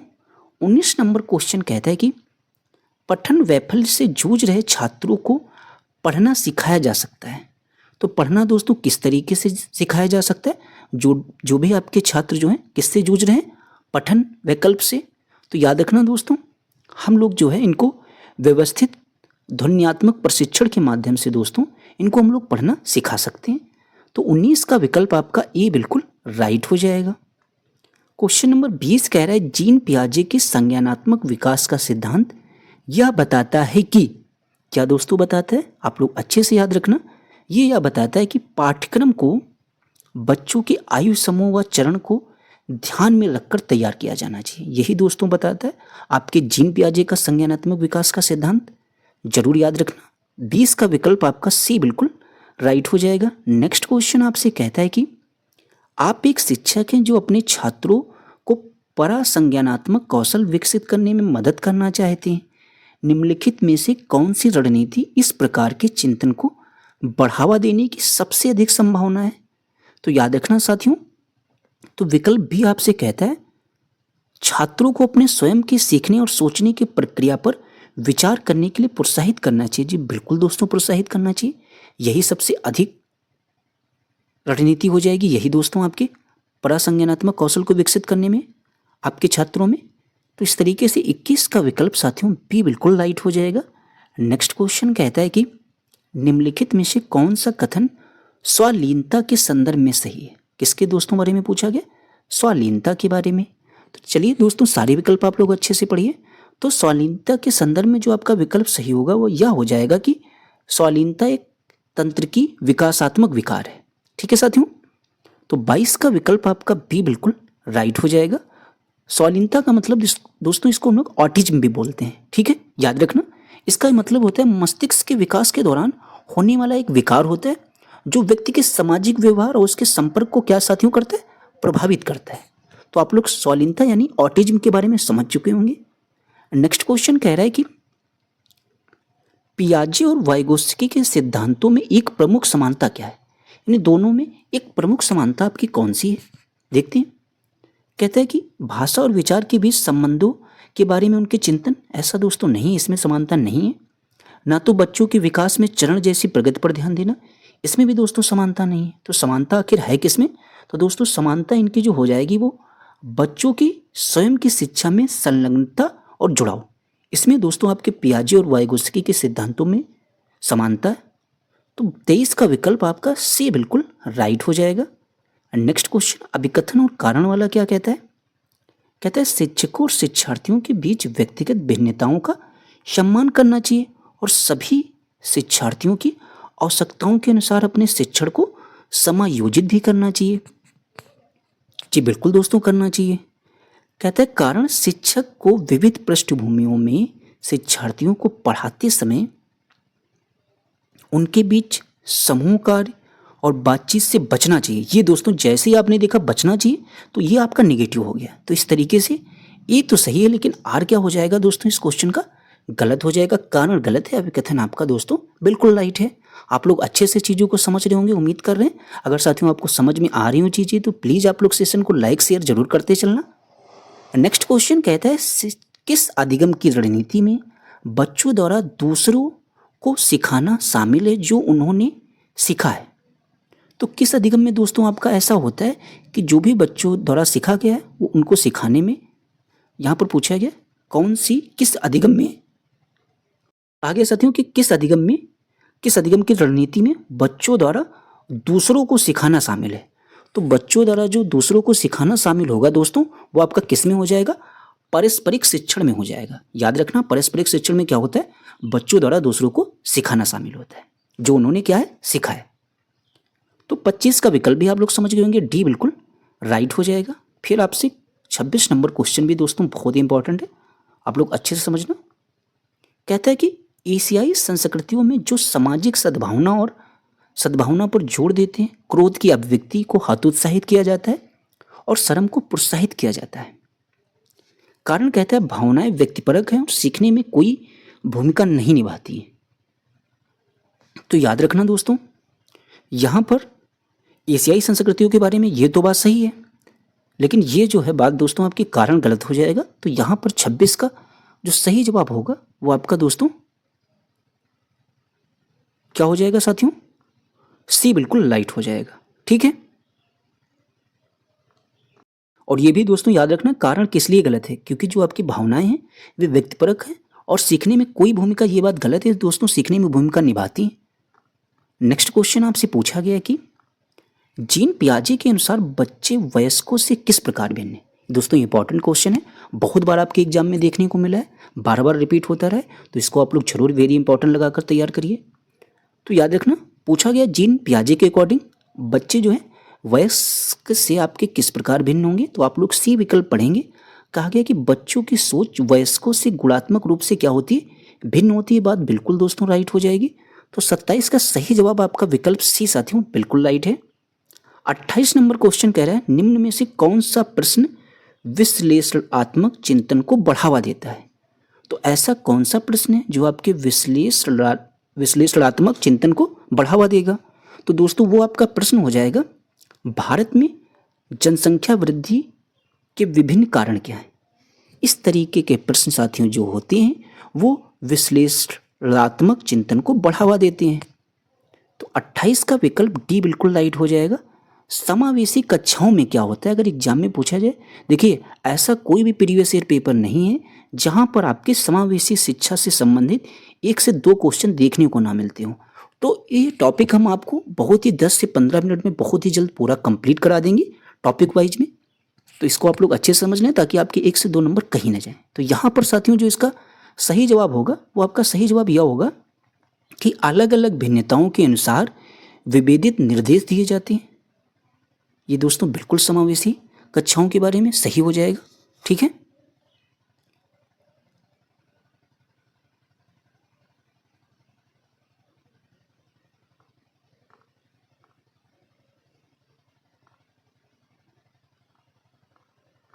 तो क्वेश्चन नंबर साथियों हम लोग 30 देखते हैं अभिकथन और कारण का। कहा गया कि शिक्षकों को बच्चों को प्रयोग के लिए बहुत सारे अवसर देने चाहिए और उदाहरण और गैर उदाहरणों पर चर्चा करनी चाहिए। जी बिल्कुल दोस्तों करना चाहिए। कारण कहता है बच्चों में गलत धारणाओं से निपटने का एक रचनात्मक तरीका विपरीत उदाहरण प्रदान करना। जी बिल्कुल दोस्तों। तो यहाँ पर जो सही जवाब होगा वो विकल्प ए बिल्कुल सही हो जाएगा कि ए आर दोनों सही हैं और ए की आर सही व्याख्या भी करता है। तो आपका सीडीपी में कितना स्कोर रहा, अब हम लोग देखते हैं जो पेडागोजी के आपके 15 क्वेश्चंस आते हैं हिंदी के, उनको भी दोस्तों हम लोग डिस्कस करते हैं। हम आपसे बोल रहे हैं कि आप लोग अपने 2 विषय पर पकड़ अच्छे से मजबूत कर लीजिए, फिर आप आसानी से दोस्तों 90 क्रॉस कर सकते हैं। बार बार करें तो आप लोग हिंदी पर पकड़ मजबूत करिए और सीडीपी पर। अब देखते हैं हिंदी पेडागोजी के क्वेश्चंस आपके किस तरीके के एग्जाम में पूछे गए।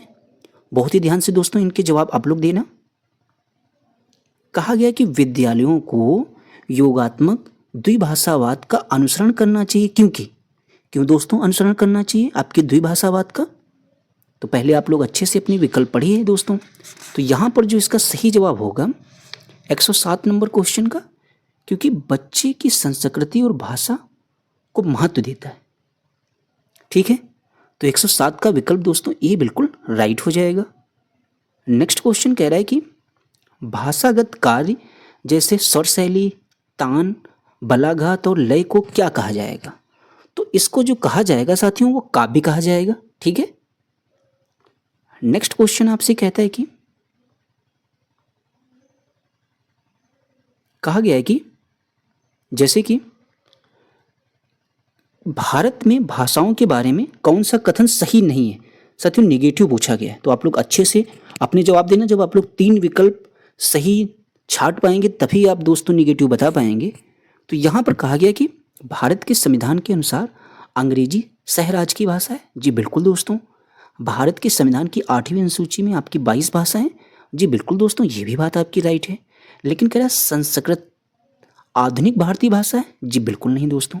ठीक है, क्योंकि जो आपकी संस्कृत है ये आधुनिक भारतीय भाषा है, यह कथन बिल्कुल भी सही नहीं है। तो 119 का सही जवाब 109 का साथियों सी बिल्कुल राइट हो जाएगा। नेक्स्ट क्वेश्चन कह रहा है भाषा की कक्षा में विद्यार्थी अध्यापक के निर्देशन में समूह बनाकर दिए गए टॉपिक पर एक विज्ञापन प्रस्तुत करते हैं। इस तरह से भाषा सीखना क्या कहलाता है? तो दोस्तों अगर इस तरीके से कोई भाषा सीख रहा है तो ये आपके निर्देशन और परामर्श दोस्तों कहलाएगा। ठीक है, नेक्स्ट क्वेश्चन कहता है कि एक अध्यापक ने बच्चों को रेस्टोरेंट से जुड़ी शब्द संपदा से परिचित कराने वाला काम दिया है। इस पाठ का क्या उद्देश्य होना चाहिए? तो इस पाठ का दोस्तों उद्देश्य यही होगा कि अवकाश के दौरान कही जाने से संबंधित पाठ्य सामग्री से परिचित करवाना। ठीक है, तो 111 का सही जवाब ऑप्शन नंबर सी बिल्कुल राइट है।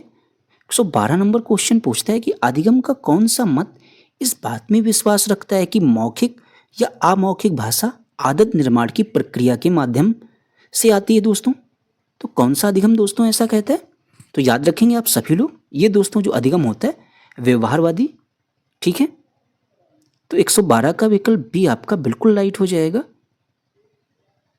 नेक्स्ट कह रहा है कि किसी भी कहानी का समय और स्थान क्या कहलाता है? तो कोई भी कहानी उसका समय और स्थान दोस्तों कहलाएगा प्लॉट या कथानक। ठीक है साथियों, क्या कहलाएगा? कथानक या तो प्लॉट। नेक्स्ट क्वेश्चन कह रहा है कि भाषा की कक्षा में एक अध्यापक ने विद्यार्थियों के एक समूह को ग्राहक, प्रॉपर्टी डीलर, मकान मालिक और किराएदार का अभिनय करने के लिए कहा और शेष विद्यार्थियों से कहा है कि इस अभिनय को देखें और वार्तालाप का आनंद लें। इस गतिविधि को क्या कहा जाएगा? तो इस गतिविधि को जो कहा जाएगा दोस्तों वो आपका रोल प्ले कहा जाएगा। आप लोग अच्छे से समझकर इस प्रश्न का उत्तर दे सकते थे। नेक्स्ट क्वेश्चन कहता है कि कक्षा 5 की भाषा अध्यापक अपनी कक्षा में भाषा शिक्षण के लिए प्रतिदिन अनेक प्रकार की सामग्री जैसे कि समाचार पत्र, भोजन तालिका और रेल यात्रा के टिकट आदि लाती है। वह अधिगम के लिए क्या कर रही है? तो याद रखना दोस्तों, वह अधिगम के लिए क्या कर रही है? वह अधिगम को और अधिक वास्तविक तथा उपयोगी बनाने के लिए प्रमाणिक सामग्री का प्रयोग कर रही है। ठीक है साथियों, तो 115 का जो सही जवाब होगा वो आपका ऑप्शन नंबर ए बिल्कुल राइट हो जाएगा। आप लोग नेक्स्ट क्वेश्चन कहता है, कहा गया कि किसी श्रवण से जुड़ी गतिविधि की योजना बनाते समय कौन सा कारक महत्वपूर्ण नहीं है? साथियों नेगेटिव पूछा गया। अगर आप श्रवण से जुड़ी गतिविधियों की योजना बना रहे हैं तो उसमें कौन सा कारक जो है वो महत्वपूर्ण नहीं साबित होगा आपके इन चारों विकल्प में से? तो याद रखना दोस्तों, रिकॉर्डिंग को थोड़ा सा रोकना, ये साथियों बिल्कुल कारक महत्वपूर्ण साबित नहीं होगा। जो भी आपकी श्रवण से जुड़ी गतिविधि होगी उसमें, बाकी बोलने की गति, वक्तव्यों का जेंडर या वक्तव्यों की संख्या, ये सारी चीज़ें इंपॉर्टेंट होंगी। नेक्स्ट क्वेश्चन कह रहा है कि भारत में बहुभाषावाद के संदर्भ में अध्यापक के लिए क्या समझना जरूरी है? तो बहुभाषावाद के संदर्भ में अध्यापक के लिए जो समझना जरूरी है वह यह समझना जरूरी है कि संप्रेषण से सामाजिक संबद्धता स्थापित होती है। इस बात को समझना दोस्तों जरूरी है। तो 117 का विकल्प ए बिल्कुल राइट है। कहते हैं भाषा की कौन से कौशल ग्राह्य कौशल है? तो ग्राह्य कौशल इनमें से कौन से? आप लोग अच्छे से इसका जवाब दीजिए। तो यहाँ पर दोस्तों वो आपकी कौन कौन सी हो जाएंगे? श्रवण और पठन। ठीक है, तो 118 का विकल्प डी बिल्कुल राइट हो जाएगा। नेक्स्ट क्वेश्चन कह रहा है कि श्रवण में क्या शामिल है। तो श्रवण में क्या शामिल है, आप लोग अच्छे से चारों विकल्प पढ़िए, आप लोग आसानी से जवाब दे सकते हैं। तो आपके श्रवण में जो शामिल होगा, ध्वनि सुनना, ध्वनियाँ जैसे कि तदनुसार डिकोड करना, ये दोस्तों आपके श्रवण में शामिल हो जाएगा। नेक्स्ट क्वेश्चन आपको कॉलम 1 को कॉलम 2 से मिलाना है। तो आप लोग देखिए, पहले कॉलम 1 में कहा गया कि संप्रेषणात्मक भाषा शिक्षण, कॉलम 2 में आपको किससे मिलाना है। तो जो भी आपका संप्रेषणात्मक भाषा शिक्षण होगा, ये दोस्तों सामाजिक रूप से स्वीकृत और संदर्भ के अनुरूप होता है, याद रखना। तो ए का तो आप लोग फर्स्ट से ही मिला देंगे, ठीक है। प्रत्यक्ष विधि में साथियों क्या होता है, अगर एग्जाम में पूछा जाए तो प्रत्यक्ष विधि में आपका व्याकरण को आगमनात्मक तरीके से पढ़ाना होता है। किसमें, आपके प्रत्यक्ष विधि में। तो आप लोग बी को मिला दीजिए 4 से साथियों, ठीक है। फिर आपके व्याकरण अनुवाद में क्या होता है, तो जो भी आपका व्याकरण अनुवाद होता है, यहाँ पर दोस्तों लिखित साहित्यिक सामग्री, व्याकरण अनुवाद में क्या होगा, लिखित साहित्यिक सामग्री। तो सी को आप लोग 3rd से मिला देंगे, ठीक है साथियों। सी को किससे, 3rd से। अब आपका एक बचा हुआ है वेस्ट की नवीन विधि। तो ये दोस्तों किससे संबंधित हो जाएगी, ये आपके मौन पठन से संबंधित हो जाएगी, ठीक है।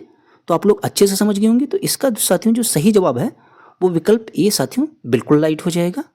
आज का सेशन दोस्तों आप लोगों को किस तरीके का लगा, और ये दोस्तों हम कह रहे हैं कि जो आपका ये एग्जाम हुआ था 2024 में, ये आपके लिए दोस्तों बहुत ही इंपॉर्टेंट है। अगर आपको चीज़ें एक बार ना समझ में आए तो प्लीज़ आप लोग दोबारा इस वीडियो को जरूर देखना।